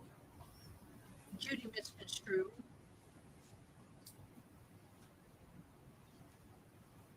So This is when I wouldn't want to be good. from the facts of this case, and again, I'm not going to just keep repeating it. Everybody who sat through that trial knows the facts that came in.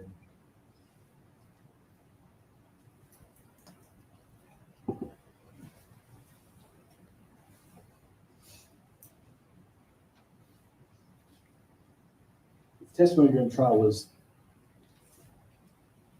that that child was suffocated.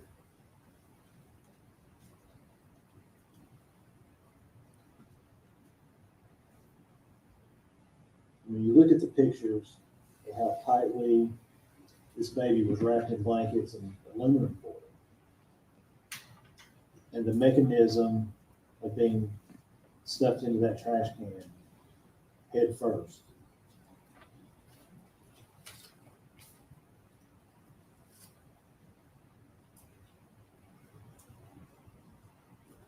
there's no doubt in my mind that this defendant had absolutely no hesitation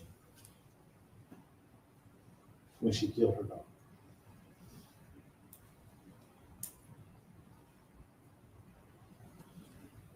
And in hearing the proof during trial of how she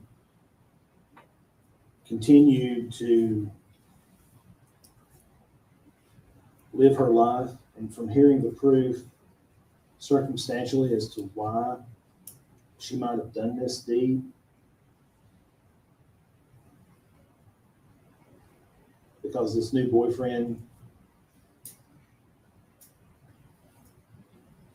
is the life that she wanted to grasp onto. It's like the state said, the house on the lake, a lifestyle that she wanted for herself.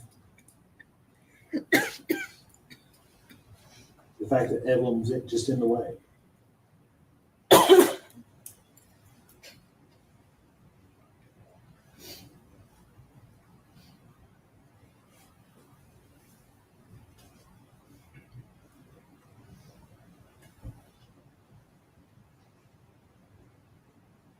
And looking at all the video that we saw during the trial, this court never once saw remorse, never once saw empathy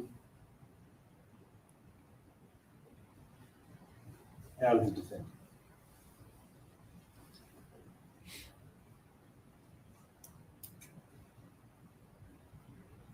So she is a dangerous offender. Yes, she is. Very dangerous offender. The circumstances surrounding the commission of this offense are absolutely aggravating.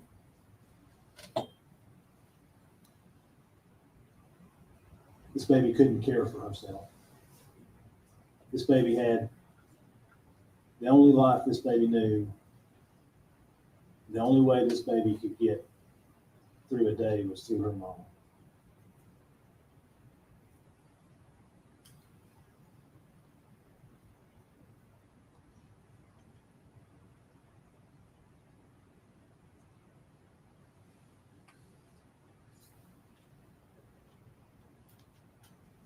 And I understand that the way the parole system is set up when dealing with a life conviction is that she has to serve 51 years before she's even eligible for consideration for release. That's mandatory. And Mr. Scott asked the question during his argument, which was the right question to ask. Is Megan Boswell at 69 years of age coming out of prison a risk to society? And the only conclusion that I can come to after hearing the proof in this case. It really depends on what she does with her life while she's there. That's something we won't know until she's at that point. Seeing the evidence in this case. I say yes. Seeing how utterly unconcerned with the fact that she took the life of a 15-month-old child, her own child. Throw the book. The court has to answer that question, yes. Throw the whole prison at her. That society does need to be protected from the evil that lurks in her heart. And then would the aggregate length of the sentence reasonably relate to the offense which she stands convicted? For the same reasons I just said, yes is the answer. So the court finds that all those sub-factors, if you will, are met. And I want to read a passage. And I think the state may have, but I highlighted this yesterday when I read the case. In State versus Durantes, 331 Southwest 3rd, 370, at page 376, the Tennessee Supreme Court in 2001 it's found that the dangerous offender classification was satisfied where a defendant demonstrated extreme callousness toward the health and welfare of the child victim, and that the results of that callousness were fatal. It's almost as though that passage was written to describe this case.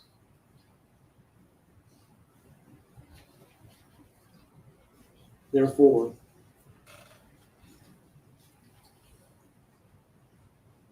the 25-year sentence for the merging counts of aggravated child abuse and neglect will be consecutive to the life sentence.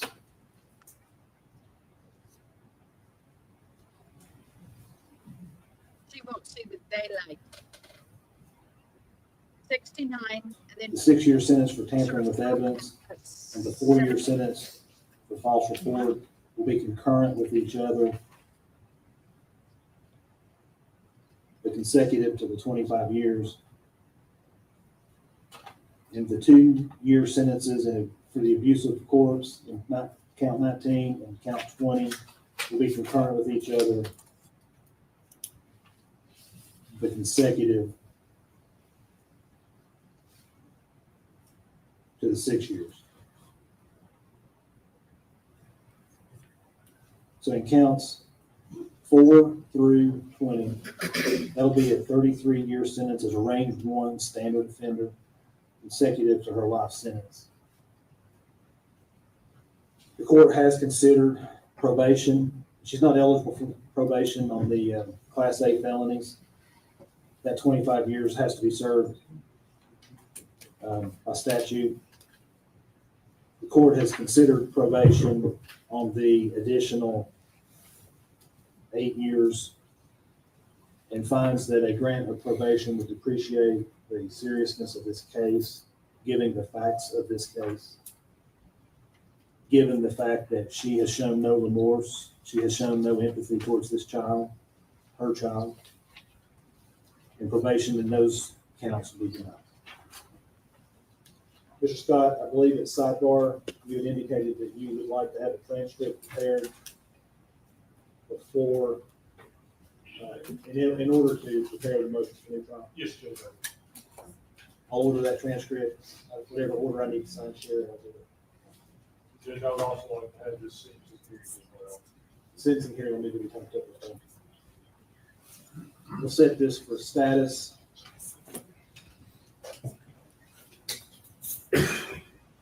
so she's going away from life.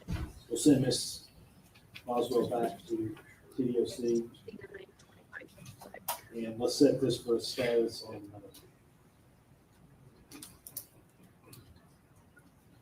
January 16th to see where we are on getting the transcript prepared.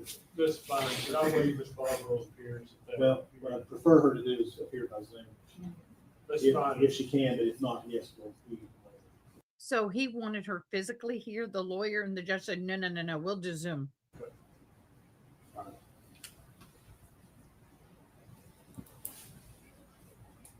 right, that's all.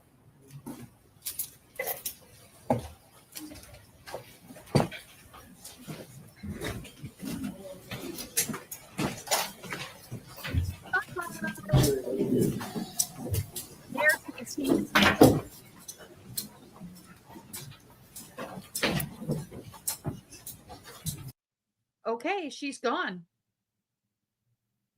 Ne'er to be seen again. That was tough.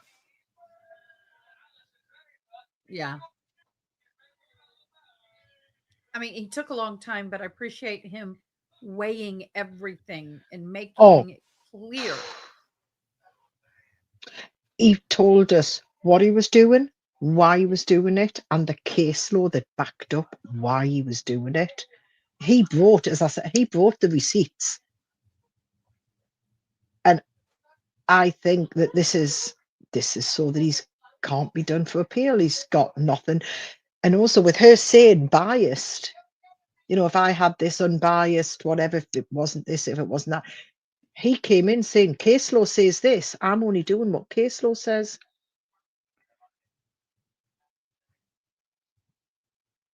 Oh, bye, Judy. Oh, thank you all. I'm going to go and switch this over. I want to hear her mother. I don't remember this. It's only Oh, 7 minutes, but I want to hear Mama. But Ma'am, state your name for the record.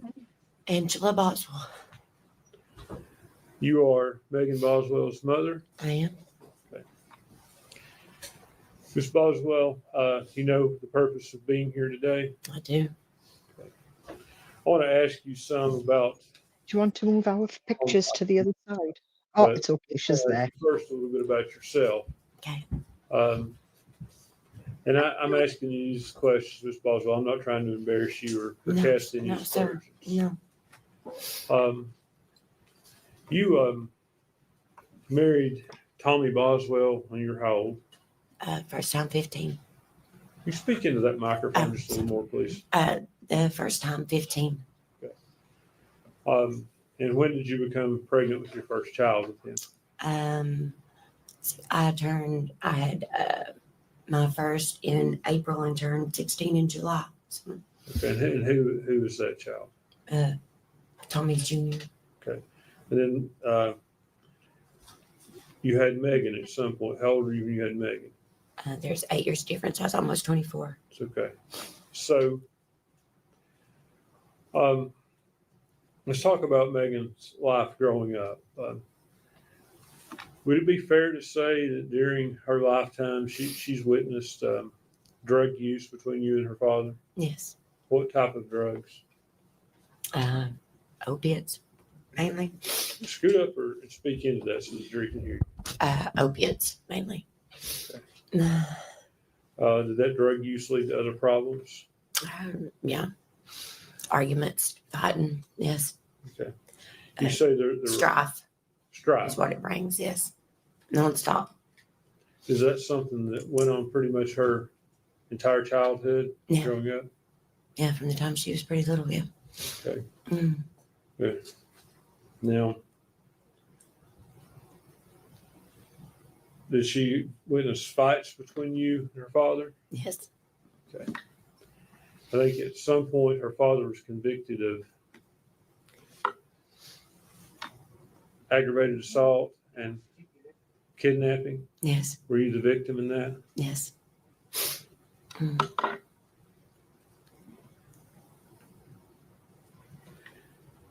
Do you remember ever taking Megan to any NAAA meetings with you? Yes, I did. How old was she when you did that? Let me think. She was probably about 7 or 8. First ones I started taking her to. 7 or 8, 8 or 9, somewhere around in there. Yeah. Now due to the strife in your home, was she raised by her grandparents to some degree? Yes. Okay. Mm. What were their names? Mary and Danny Boswell. Okay. Mary Boswell, would that be who's known as a mommy? Yes. Mm.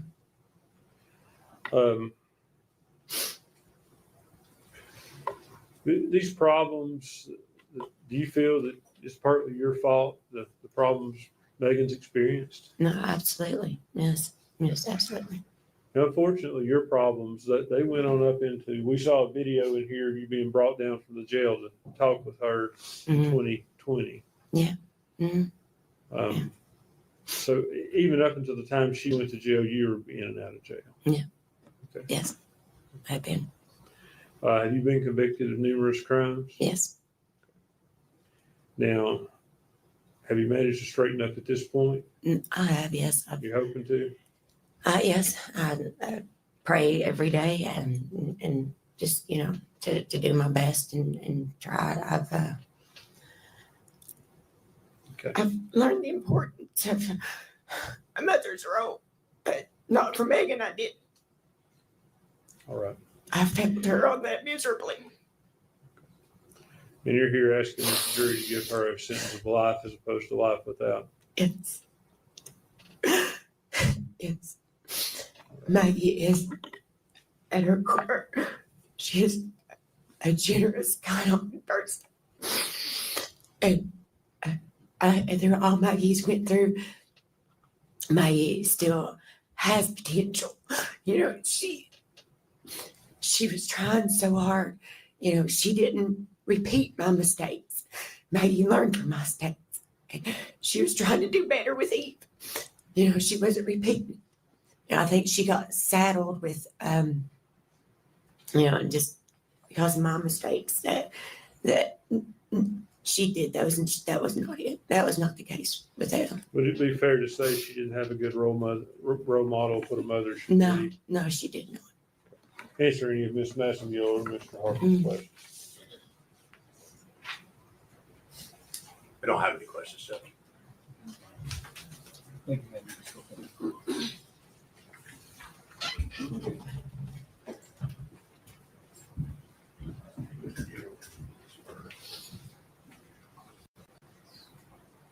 I hated that bow in her hair.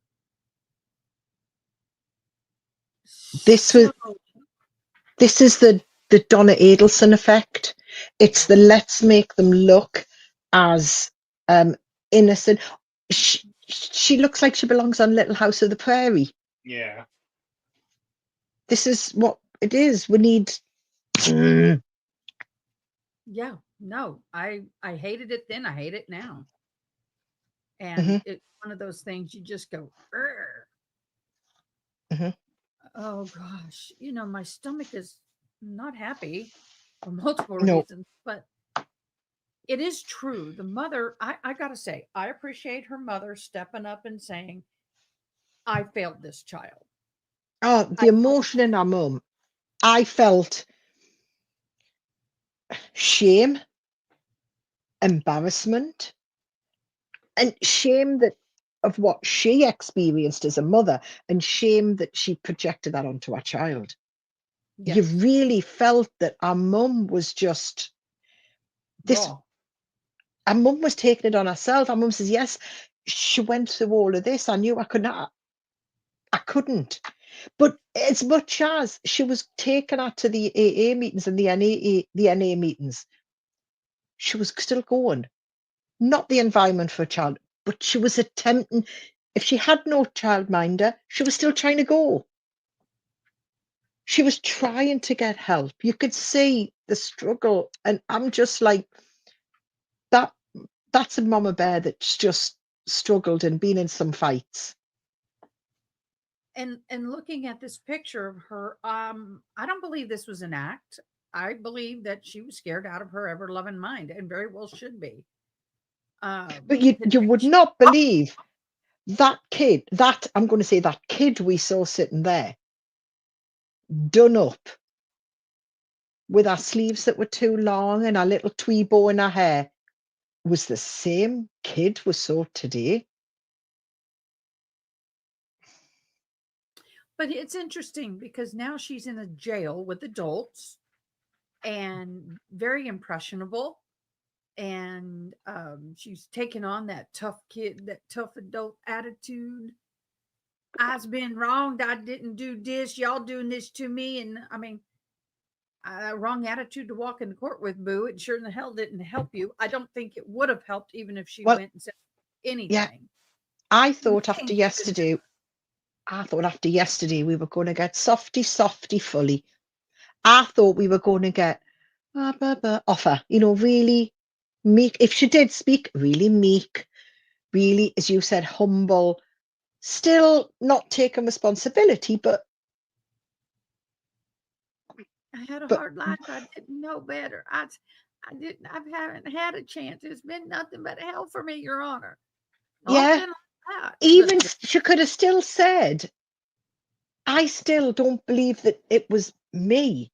If she could have still said all of that, and it may have come across as believable, but she just came across as bitter.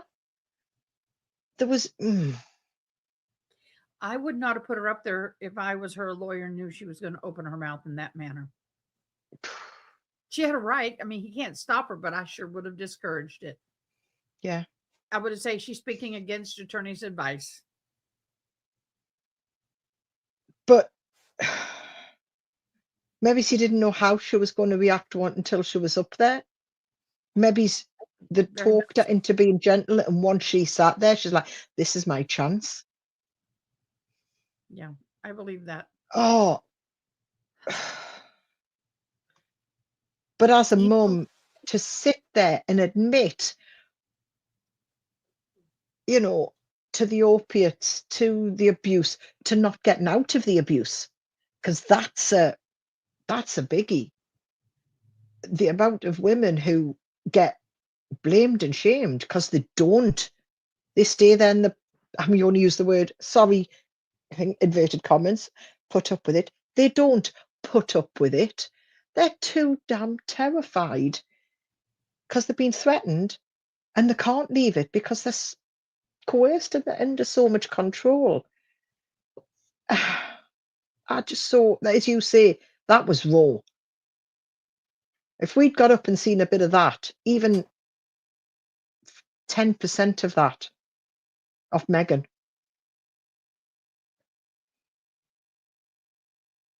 I just, I had this talk with somebody recently. I feel society today is failing our kids. They were failing them in my generation. By far, my generation is failing this one. And we raised a lot of us, not me, but a lot of us raised our kids to be our best friends. I want to be their friend. I don't want to be their parent. I don't want to be this mean person to punish them. And I don't want to helicopter parent them. Oh my God, they're individuals. And oh my God, they have rights. And Do you know who you sound like there? Mama Sharilla. Who? Mackenzie Sharilla's mum. Oh, But no? no. Oh, right. Type the name in for me in comments so I can see how to spell it and I'll look it up. Oh, she's the one who unalived her boyfriend and another friend by driving into a brick wall. I don't know anything about that. Oh, right. I'll send you the Case? No, it's not a UK. Ah. But you know, the thing is that And when you listen through, like phone calls from prison, there's phone calls with her and her mum, and her mum is a friend, and her mum sounds exactly how you sounded like there. maybe her spirit's coming through. Right. I think that's how you spell it, but you'll find it by that. Oh, But the thing yes, is, state of confusion. People accuse me of being a helicopter and abusive because I made my, like when we were in Walmart, well, because of my hearing, if the children walked behind me, I couldn't hear them. And if someone grabbed them, I'd never know. So I made them hold on to the cart or be right here in my front vision. And I would get up here, you know, and someone said, I watched you, you're being so military and cruel. And I looked at her and said, I'm deaf. I can't hear them behind me. And for their safety, I must have them in front of me where I can see my kids. Butt out.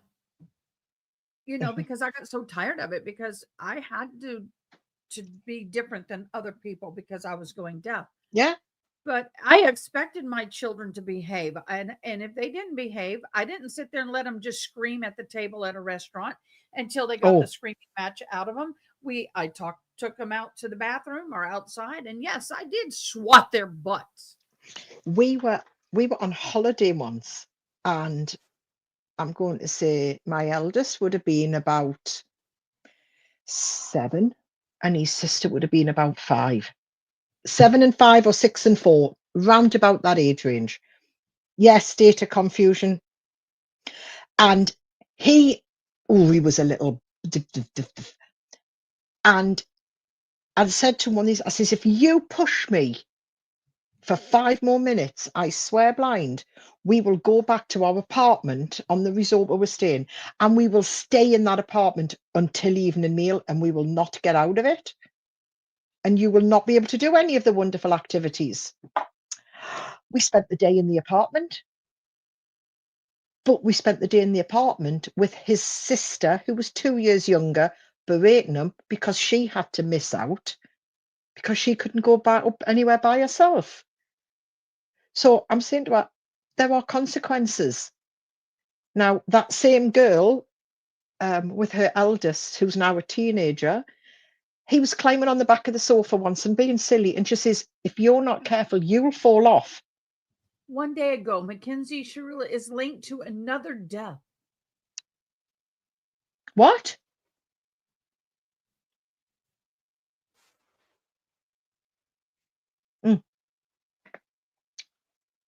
Oh, you need to now find out about Mackenzie. Oh, just pull up her on phone calls from prison and play. Ooh, you'll Mackenzie hate her. Sharilla might be one of the evilest people in true crime. Her actions, and the way she refuses to take accountability, is exactly why we stay on her neck. Her mother This is the Natalie acts boyfriend. more like her best friend than a real parent, always making excuses. But let's get into this so-called bitch list. Police found it in her phone. A revenge book full of classmates' names she targeted. Some of the names are cruel nicknames, others just people she clearly wanted to tear down. And here's the part that leaves you speechless. On that list is a name almost identical to a student from Strongsville who would later take his own life. The family says his death was caused by COVID-related neurological issues, but the fact his name ended up on her hit list makes you wonder just how deep Mackenzie's cruelty went. As investigators dig deeper into who Mackenzie is, Oh. they find that she has this list with a friend that is their bitch list. It's a very malicious list of people that they. We may have to. I was going to do an old case file next week. I'm going to be off today, Saturday, Sunday, maybe Monday. But I think I'm going to do this one. She's a school kid. Don't like and whatever they did to the person or what they want to do to this person too. She has It's just- less it's very remorse. malicious. Shout out to the channel Sharilla the Killer on TikTok and YouTube for bringing this conversation to the light. Now, in their video, they said this is not something that they want to talk about, or it's not their story they want to tell. That's not why we're here, but we do want to, for them bringing it to the light, and now we need to put the pressure on Mackenzie, because it's been noted and it's been reported that Mackenzie Sharilla has told multiple, not just one, not just two, multiple students to unalive themselves. Now, when you have somebody that unalives herself and was on Mackenzie's list, that's when you want to quit. That's when the red flags come up. Okay, so the parents are saying that has something to do with he had COVID at the time, right? That might have been a factor, but we can't sit here and say that Mackenzie didn't play a factor, because why the heck is he on the burn list? Now, there's 48 different people on this list, males and females. She's slurring. She's saying some really mean stuff. She calls one person fat, all this stuff, right? And then you see this person's name there, the only person on this list that's not alive anymore.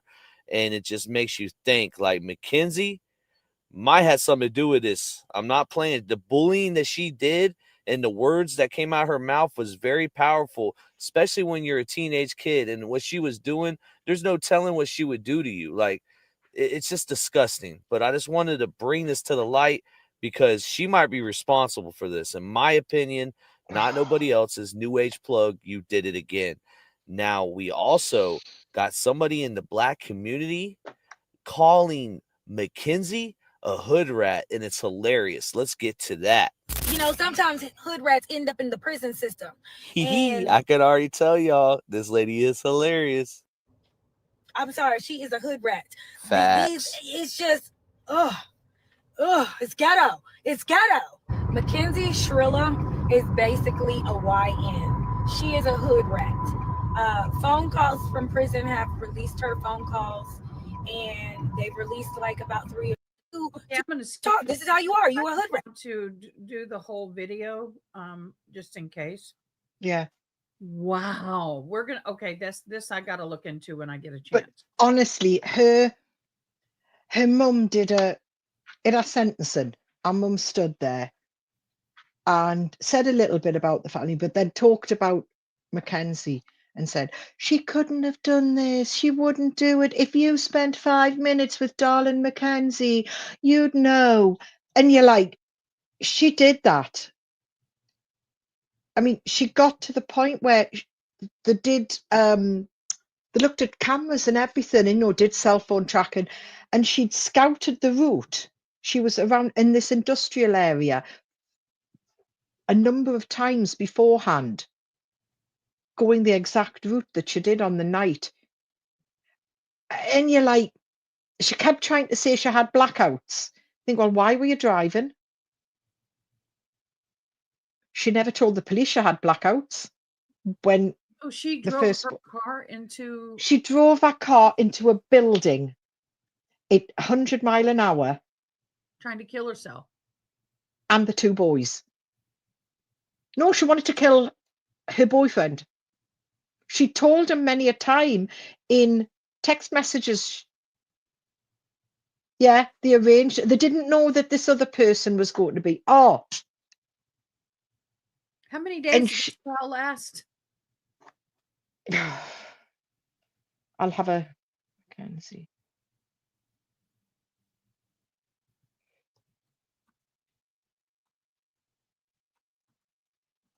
How many days?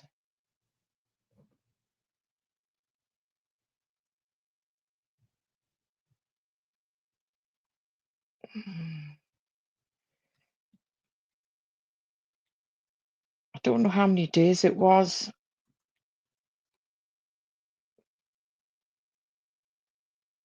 Oh, 1 week. Mm. So we can watch this. It's a rough ride because she is she's a short within days. She'd had to have surgery on her leg and everything, and within, I want to say, a week, couple of weeks of this accident, she was off at Halloween parties, dressed up with all her friends, doing Instagrams and stuff. Have you seen the car?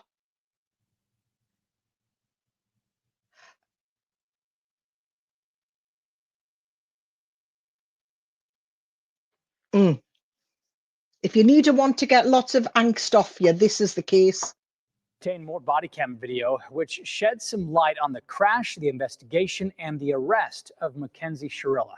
The now 20-year-old is serving a 15-year to life sentence after she was found guilty of killing her boyfriend and friend in a crash in 2022. Strongsville police found the devastating scene in July 2022. 3 unresponsive people trapped inside a mingled Toyota Camry. Medics rushed driver Mackenzie Shirilla to the hospital. Her boyfriend, 20-year-old Dominic Russo, and friend, 19-year-old Davion Flanagan, died at the scene. Just take it back to the property room. In the weeks and months that followed, police determined this was no accident. We feel like Davion was just a victim of it. Friends of Dominic and Davion came to police to share information from Life 360, a location sharing app that showed Shirilla was flying toward the building at over 90 miles an hour. There was no hard braking until, like, it'll show you when they hard brake, and that was when they hit the wall. Describe the relationship. Detectives interviewed several people, including Shirilla's ex-boyfriend. 10th grade. And that's kind of when, like, all of us stopped being friends with just her. We were all cool with her still. Just because she's so, like, crazy, she'll blow everyone's phone up. Hi, Mackenzie. She's just a young kid. Months after a crash that took so much from so many. You're under arrest for aggravated murder ×2, okay? Nobody's going to ask you any questions. Nobody's going to bother you. Police had their case. Could you please be careful taking this one off so it doesn't break the bracelet, please? You got it. You got it. Handcuffs replaced jewelry as Shirilla was ultimately tried, convicted, and sentenced for murder over the next couple years. Shirilla appealed her conviction, but in September, the 8th District Court of Appeals upheld that conviction, pointing to her relationship with Dominic and evidence that she didn't let off the gas or brake before impact.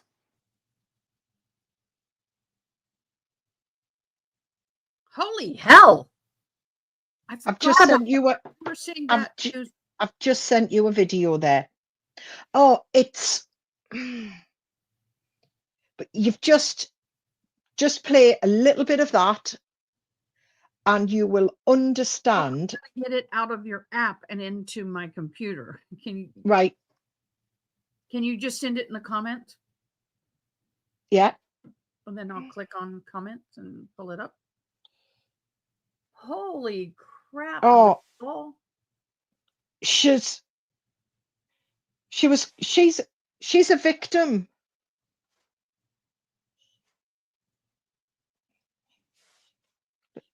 There you go. She's a victim. Is that How is gone? she?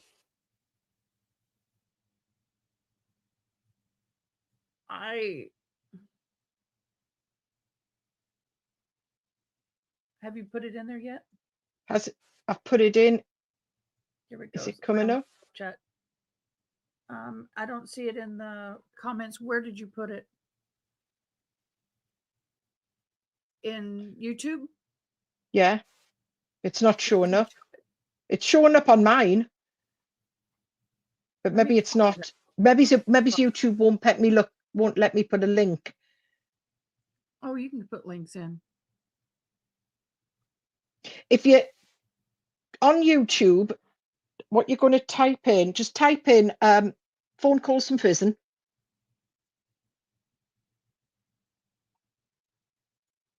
Mackenzie? No, just type in phone calls from prison first.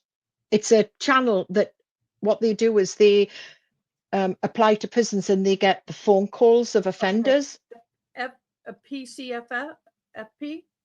No, yes. Okay. Right. And if you go onto playlists, you'll see Mackenzie Shirilla. Right there. And play the first one. And I think the first one is where she's playing, as it says, I'm a victim too. Yeah. So they're going to do a little précis of the case first. What you just witnessed was Mackenzie Shirilla driving her car into a wall at approximately 100 miles per hour. 3 people were inside the vehicle: Mackenzie, her boyfriend Dominic Russo, or Dom for short, and their friend Davian Flanagan. Mackenzie was the only survivor. Born in August 2004 and raised in Strongsville, Ohio, Mackenzie Shirilla was 2 days away from her 18th birthday at the time of the crash. She was a student at Strongsville High School and had been dating Dom for about 4 years. Witnesses Dom. stated that Dom had tried to end the relationship several times, but Mackenzie refused to let him go. During previous arguments, sometimes Mackenzie would show up at his house Who would let their daughter dress like that in public to begin with?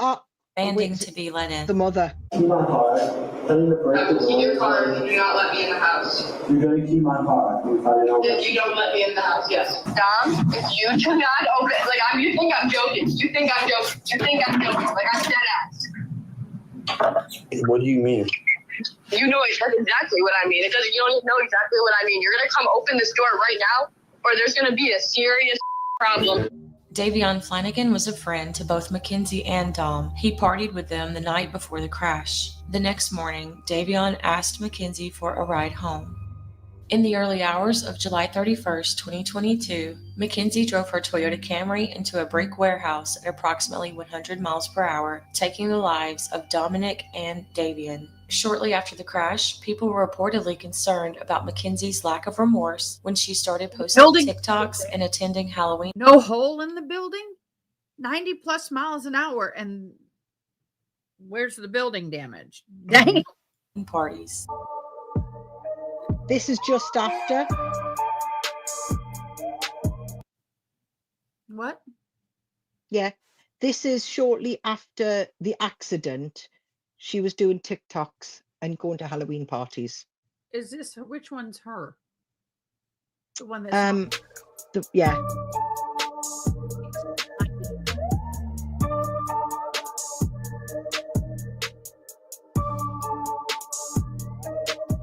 A few months after the crash, Mackenzie was arrested and charged with the murders of Dominic Russo and Davion Flanagan. Hi, Mackenzie.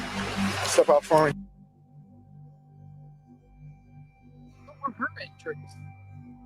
You're under arrest for aggravated murder ×2, okay? Nobody's gonna ask you any questions. Nobody's gonna bother you. Can I have your key, please?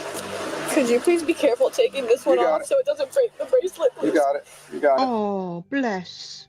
She would choose a bench trial and let a judge decide her fate. One witness testified that during a previous argument while Mackenzie was driving, he overheard her tell Dominic, quote, "I'm going to wreck this car right now." Prosecutors presented video and event data recorder footage showing Mackenzie accelerated to full throttle without hitting the brake. They argued that Mackenzie intentionally crashed and traveled to the industrial road 7 times a few days before the crash to plan it out. Her motive was possibly to end a turbulent relationship with Dom. The defense raised medical concerns suggesting a potential loss of consciousness, but the court found otherwise. The video clearly shows the purpose and intent of the defendant.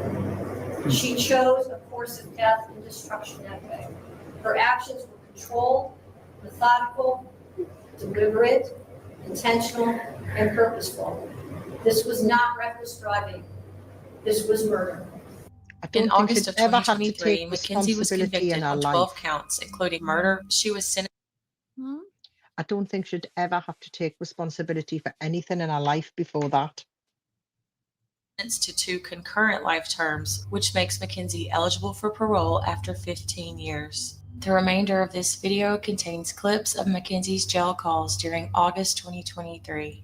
The full calls are coming soon to this channel, Phone Calls from Prison. Make sure to like, subscribe, and turn notifications on so you don't miss Mackenzie's first calls after her guilty verdict. But if you would have a moment, all you would need is 5 minutes of a conversation to have with her to learn who she is.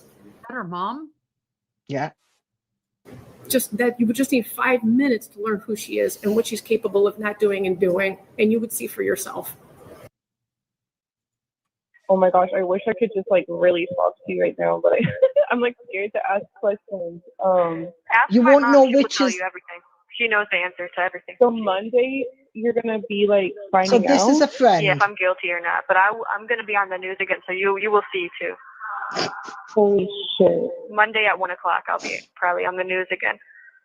Why are they so obsessed with you? Like, you got in a fucking car accident. Like, I've gotten in 3 of those. Like, it's probably just because like my boyfriend's last name is like Russo, and like his family is just like trying to like do some weird shit. I don't know. his mom. Yeah, they don't fuck with me no more. Even though like, after the car accident, I was like hanging out with his family and still, but then they just like turned on me all of a sudden. So the dad too. He'd be at court now, and I'm like, damn, like didn't we literally go to dinner together? And didn't I come to like Dom's birthday party after the crash? And I was with all you guys, and then y'all all just want to like turn on me all of a sudden. That's just like crazy to me. But they know I didn't do it on purpose. I just think that they're hurt, and they don't know how to grieve properly, which I understand. Like not everyone understands, but that's what I think. It's really just the fact that they had so many. These are 2 kids. This is a friend from school. So this is just 2 kids talking like they're hanging out after school. But when you listen to, I'll put this one with the mother on this, she'll sound like another one of her friends. She's an absolute enabler. I'm still listening. I'm getting nauseated. I got to get some of my stomach. I'm still listening. That they could pull to even get you arrested in the first place. Yes, like it is so. It's no, so, like, we it's need like, to. I would understand if they gave me like a normal charge, but like the charges that they Oh, gave yeah. me are like literally insane. Like it's not. They're trying to make it seem something that it's not. Like it's not. Like I didn't do this on purpose. Like I got in a car accident. I'm a 3rd victim. Like, and they just think that like it was all some like joke, and like that I was like, oh yeah, I just wanted to do this on purpose to the love of my life and a friend. Like that's the Right. most dumb, crazy thing I ever heard in my life. Like. He was the love of your life. Like you, every time I talked to you, I was with him. Like you know what I'm saying? Like I would never hurt him, like ever. And yeah, we argued, but like, what about the video? Like, man, they just tried to make it seem like I was like this like abusive girlfriend to him, but they didn't show anything he did to me, which is just so easy. Yeah, there's always 2 sides. There's always 2 sides. And I even though you guys went through stuff, like every couple goes through stuff. Like, do you know what I mean? Like every couple fights, every couple has a toxic phase. So the fact that and your mom, she called me one day a while ago, and she called me to tell me your charges. And like Mackenzie, I was sitting on the toilet, and like I just like screamed and started crying. Normalizing this charges because I was like, that's insane. Like that's an insane charge for what happened. I've never heard of that before. Like, I've never heard of that.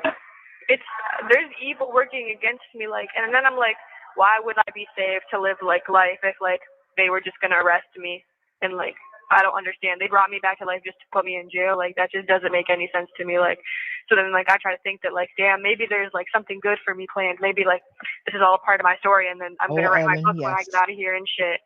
But then like what if I'm just like my life is just meant to be fucked and I'm meant to fucking sit in jail my whole life and shit like for something I didn't even do on purpose, like for a fucking crash, a car accident. Like, man, the prosecutors in court were like, oh, yeah, Kenzie did this, but what, she just killed Davion too as baggage. I'm like, did that word just come out of your mouth? Baggage? That just baffled me. Like, say it again? They said, like, I killed Dom because I was, like we were in an abusive relationship, but then I just decided to, like, kill Davion too as baggage. That's what the prosecutor said. In court in front of the judge, and I'm like, that is because they have nothing of why I would do it to Davion. They have videos of me and Dom arguing because Dom would record me when I was really upset sometimes, and then I would record him when he was upset. Yeah. But they only played like me tweaking on him, so. But they had nothing for Davion, so then they just was like, Davion was just baggage, and I'm like, oh my goodness. Like that makes it sound like you're a serial killer. Yes, and like. Why the fuck would I do that? Like, and then people on social media just are like talking so much shit about me on like the Strongsville police page and like all over like the news things. People are just like saying crazy shit about me, and I'm like, none of you guys even know me. Like, I don't know. And I had to like change my Instagram name and shit. Like, I don't like because people like when you look up my name on Google, my Instagram comes up. Yeah, I see some things on TikTok too. On TikTok. Yeah, just like one, but I just ignored it. I think I know who you're talking about. She bald? I don't remember. It was a while ago. It was, I don't know. I hate people. I hate everyone. So wait, how many days have you done trial? Like 3? I've been in trial for 4 days, but I've been in jail 9 months. Not in the county though. I've been in the county on Monday, so it's about to be 1 week here. Okay. Which is just like, once again, crazy as fuck. Like a week in this bitch, like, what the fuck? And my commissary's not coming. I don't know. County's scary. It's fuck, and it's the fact that they got me on this floor too. Like, there's this one girl who just like is like talks to herself like all day long. She's in the room like right by me. She's like, ma'am, like all day long. I'm like, girl, like shut the fuck up. Like she's pissing me off so bad. Like I don't like her. Like she's so irritating. Like. Mackenzie, I think I need you to stay on that protective floor. Why? Because it's everywhere. What's everywhere? It's completely sensationalized. What? The story, your story, is everywhere. What does that mean? I think it's like on national news. It's everywhere. Why do you think? Because I can see it. It's everywhere. Right now? Yeah. So just stay there. No. Because she's a. Or just tell people, you know. Because she's a blonde. Yeah. A natural blonde. No. But the way Mackenzie talks to her mother tells you as well so much about their relationship. So the first call, was that her mother? That was a friend. That was one of our mates from school. Right. So this is her mother. This is our mum. We can't say anything on the phone, okay? But just say there's more. Just don't believe everything you hear, and whatever. But it's completely out of hand. What are they saying? Really bad stuff about me? No, they're just repeating. What the verdict was. Don't say anything on this phone. Wait, so what do you mean? I'm just really nervous. You just gave me anxiety. Like, what does that mean? I didn't mean to give you anxiety. Okay, I just would like for you to stay there. I have to be able to tell you to stay there, but you're asking me why. I'm telling you why.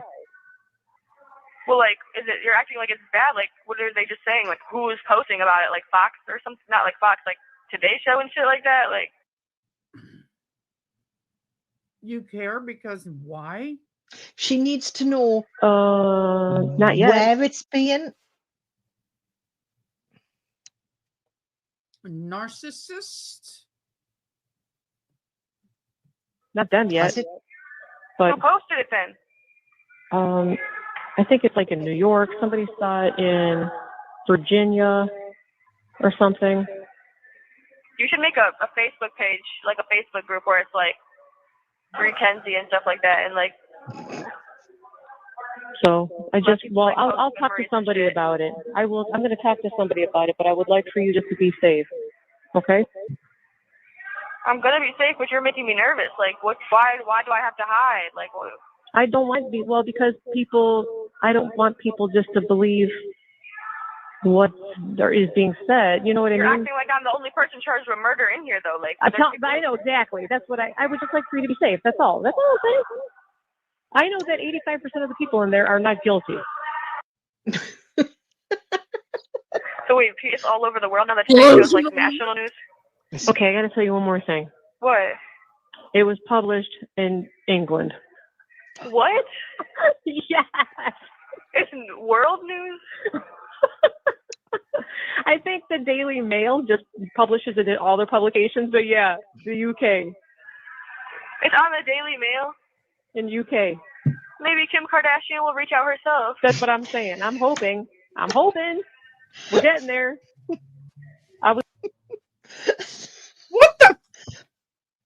I will just say, in the UK, if something is published in the Daily Mail on social media, it's a laughingstock.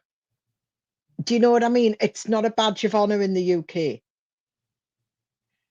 But now Kim Kardashian's going to come to our rescue.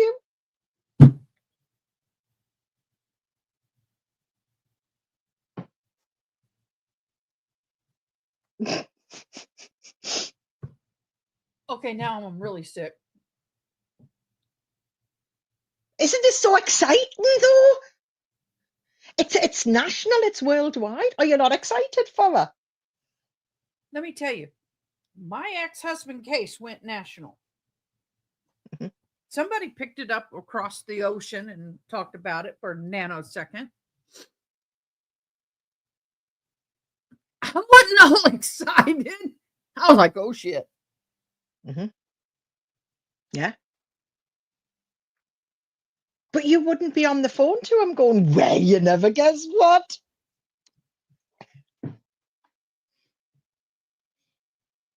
I mean, if I remember correctly, he was mentioned on Nancy Grace about that quick. That's humiliating. Mm-hmm.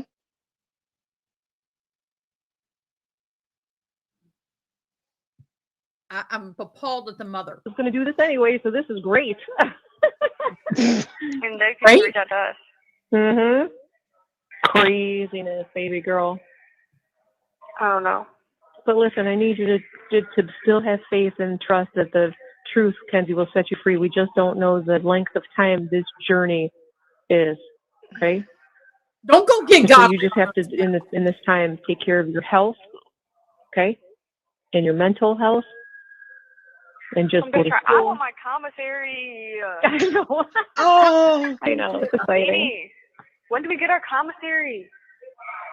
Before lunch, though, usually. Okay. Oh, this is what. So wait, it's all over the world right now. How did you know that? Why didn't you tell me that when you told me I was on just national? It's all over the world. Or you just found it? 1 minute left. Are you gonna call me back? Like, Mom, forget about the commissary. I want my commissary. Oh God, is it gonna come before lunch? I need my Oh, wait. Rewind. It's all over the world. I'm that big, important. But if she was commissary, I'm all over the world. If she said that with, oh my God, I'm all over the world. Oh my God. I would have been, yeah, boo. I'm so sorry. But it's right. The mother talking to a child, I would have been like, girl, get your shit together, because you know what? I don't care if it's all over the world. You are done. What you did cost your life, the lives of 2 other people. I've lost a daughter. What the hell are you worried about on you're being popular over the world? Get your crap together. I would be a lot harsher than that, actually. Do you want me to?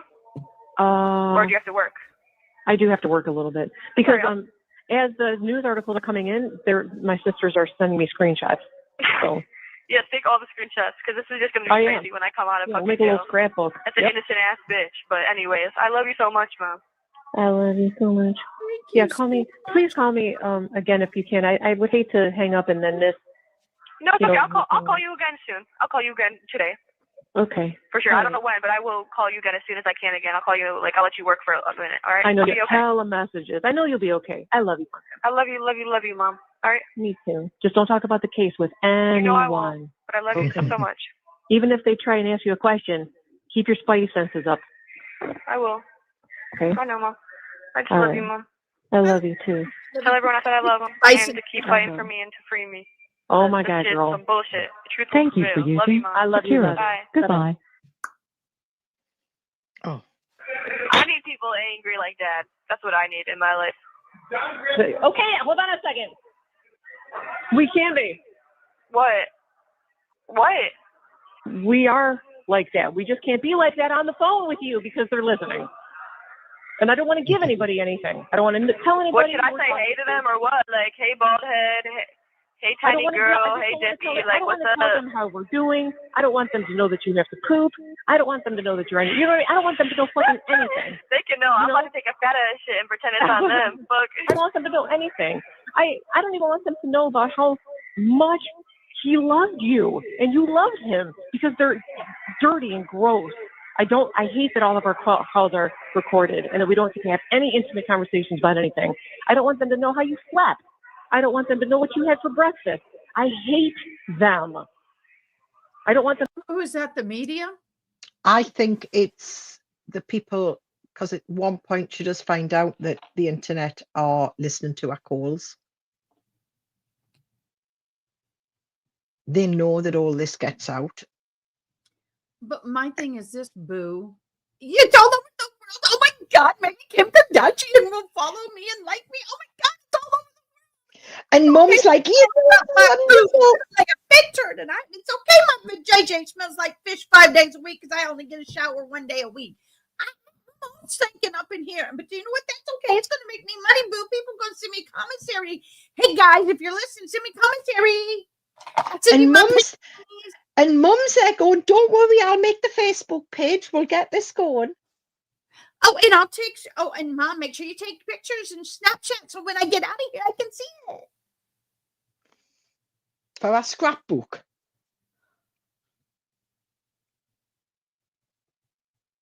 We are pretty good double act. To know anything. Hey, do you know what we ought to do? Like RA does once a week. They do a joint live with somebody over BS. It's just a BS live. Yeah, and we just do it together. Yeah, once a week. Yeah. BS live is what we ought to call it. BS live. We need a playlist going. I can know everything. So I have. It's very much like Matt, the podcast was. We go in with it with nothing. We don't know what we're going to talk about. Yeah, and we'll it's called just the see BS where. live. Yeah. Maybe I'll even have a picture of a bull and crap. Oh, yeah. Nothing to fucking hide. Nothing to hide. They can know about my period. They can know all that shit. Hear your name. I don't want them to hear nothing. They don't deserve to know anything. So we are mad. But you wanted them to know everything. You wanted them to be worldwide. You were like, oh, it's great. We're worldwide. Yeah. No, it's the case needs to be worldwide, not what they're talking about. You know, remember this. It's if it's to her. No, if it's to her benefit. To you, but all the other stuff, I want everybody to know about my case. But I can't talk to you, Mommy, all by myself. No, you need to be safe, pumpkin. Oh, yeah. I'm really safe. I got a girlfriend who takes care of me and all my needs, Mommy. Oh, we are going to apparently she does. Well, I mean, she's what we call a jailhouse lesbian. Yeah. Any port in a storm. Yep. I know. I need you guys doing that. I can't. I wish I could know. I'm gonna try to see if I can get a private conversation after we get off this phone call. It's how we all sound when we're off the phone. talking to each other about this. You're just better at keeping your composure than him. Yes. Yep. But yeah, I'm going to Candy, poker face. Okay. I know. I'm about to ask for a private call. Do you think they're gonna give me more than like 40 years? Because I'm thinking yes. I think I'm getting life in prison. That's what I'm prepared for that. That's what I'm prepared for. Who? Hold on a second. Diamond, can we get private calls here? Like Nope. with a social worker? How do I talk to my lawyer then without like it being like public? Boo, because that's the only calls you get that are private is a lawyer call. And if money She's hops on, you get in trouble. She's trying to wangle the call to be a lawyer call so she could talk to her mum unrecorded. But that won't work because if they get caught, her lawyer gets in trouble. Big time. Think this is, do you know what? Doing a rerun of this case is just going to be so much levity. It's a heavy case, do not get me wrong. But because of her, this is how we're going to end up speaking. And this is going to be fun because I can stop and play this and do what I want because this is not a live case. But because you've seen the relationship now and the attitude, when you see this, the case. Oh, I don't have a lawyer yet though, right now. I fired my lawyer. I'm dead ass. Kenzie, it's not that you fired him. He's done. No, we fucking fired him. I don't give a fuck. He's fired. He's fired. No, he blew me bad as fuck. I don't. He blew you? What, you have a male appendage and he blew you? What do you mean by he blew you? but I'm going to go and get more coffee. I don't have to go. Mine's right here. No, mine's 6 foot. This is the joy of the caravan. Everything's within arm's reach. I love it. I'll go and make it. Go make. Oh, I thought you said you're going to go naked. Yo, that's my hearing. No, it's so hard not to be able to talk to you on the phone. Hold on. She's murder somebody. Murder A is just murder, like you killed someone on purpose. Murder B is when someone dies when you're doing another felony, and that's being felonious assault. So that's why I have murder B. I could have sworn you said I'm going to go naked. No, and you I'm said, going to go make it. But that's my hearing. I had to read it up there to make sure I was. No. Do you know what it is? Combined with the different accent, the way that we don't always say every letter, with the speed, with your hearing, it's a combination of everything. Be fun. I'm not going naked because this is the only curtain that's closed. I can keep the camera off everything below here. That's not an issue. But every other curtain in the van is open. And that's not fair. Exhibitionist? I'm sorry. She is. No, I may be an exhibitionist, but you're not going to admit it. I'm not a one to torture people with it.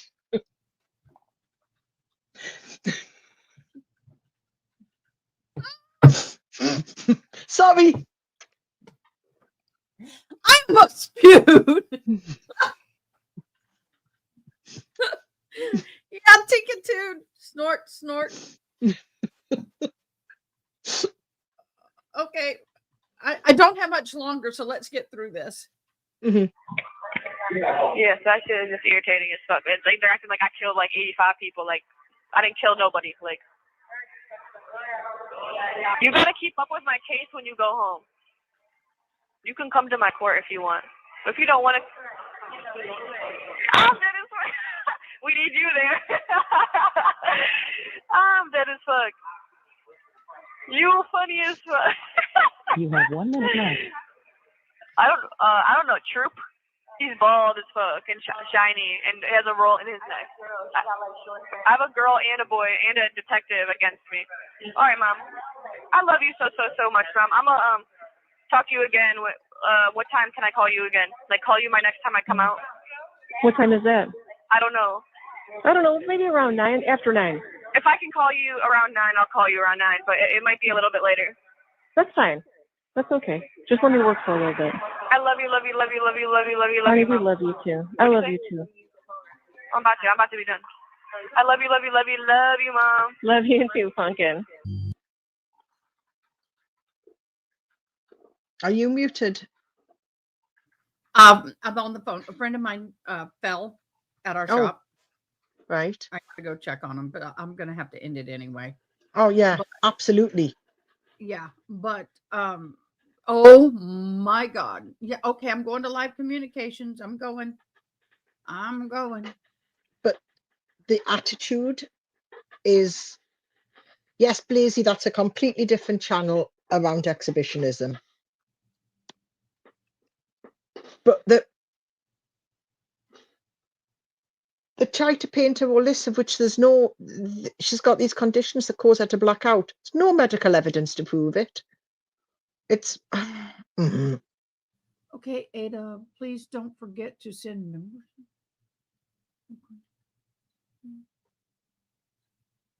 We are going to be covering another case. It is the Oral Art Estate versus Trevizo, Trevizo.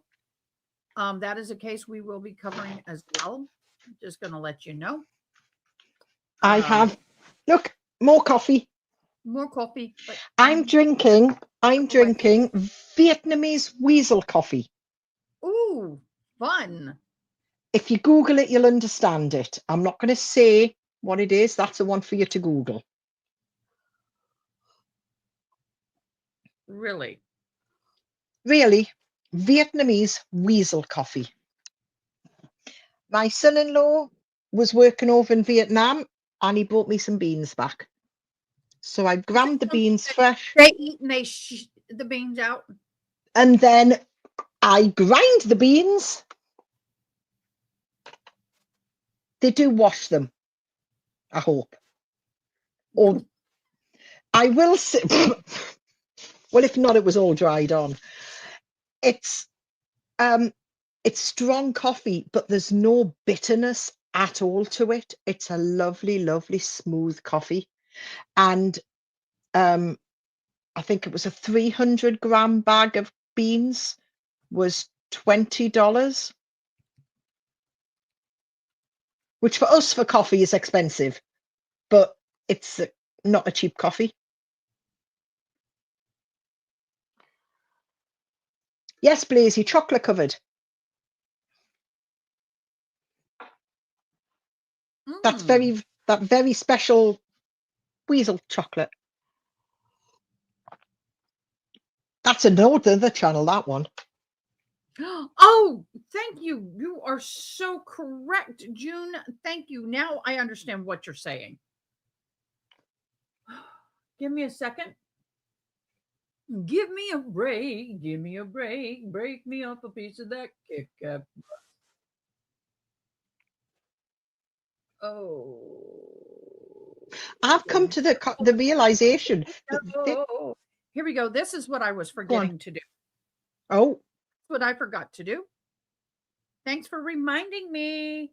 Flash Water Troy, Auntie Candy, and Amanda received gifted memberships. Oh, I can gift memberships. Yes. Look, I really do got to go. You have to. We'll be in contact. Definitely. Keep an eye out. I will come live later again, probably late today. Which I'll be asleep. I've got to go and tend to what's happening at the shop. We've got to get it. I hope they're okay. Oh. Yeah, I hope so too. He's accident prone. Love him, but it's irrelevant. It's irrelevant. So anyway, y'all have a fabulous, fabulous rest of your weekend. I'm going to have a busy weekend. I'm going to be working hard. But I will maybe come on later tonight. I will let y'all know. June, have a happy rest of your birthday. Well, it's 9:30 now. So I'm going to have some coffee. I'm going to have some supper and have an early night.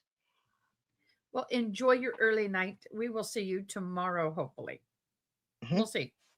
You take care. All right, guys. Love and blessings, everybody.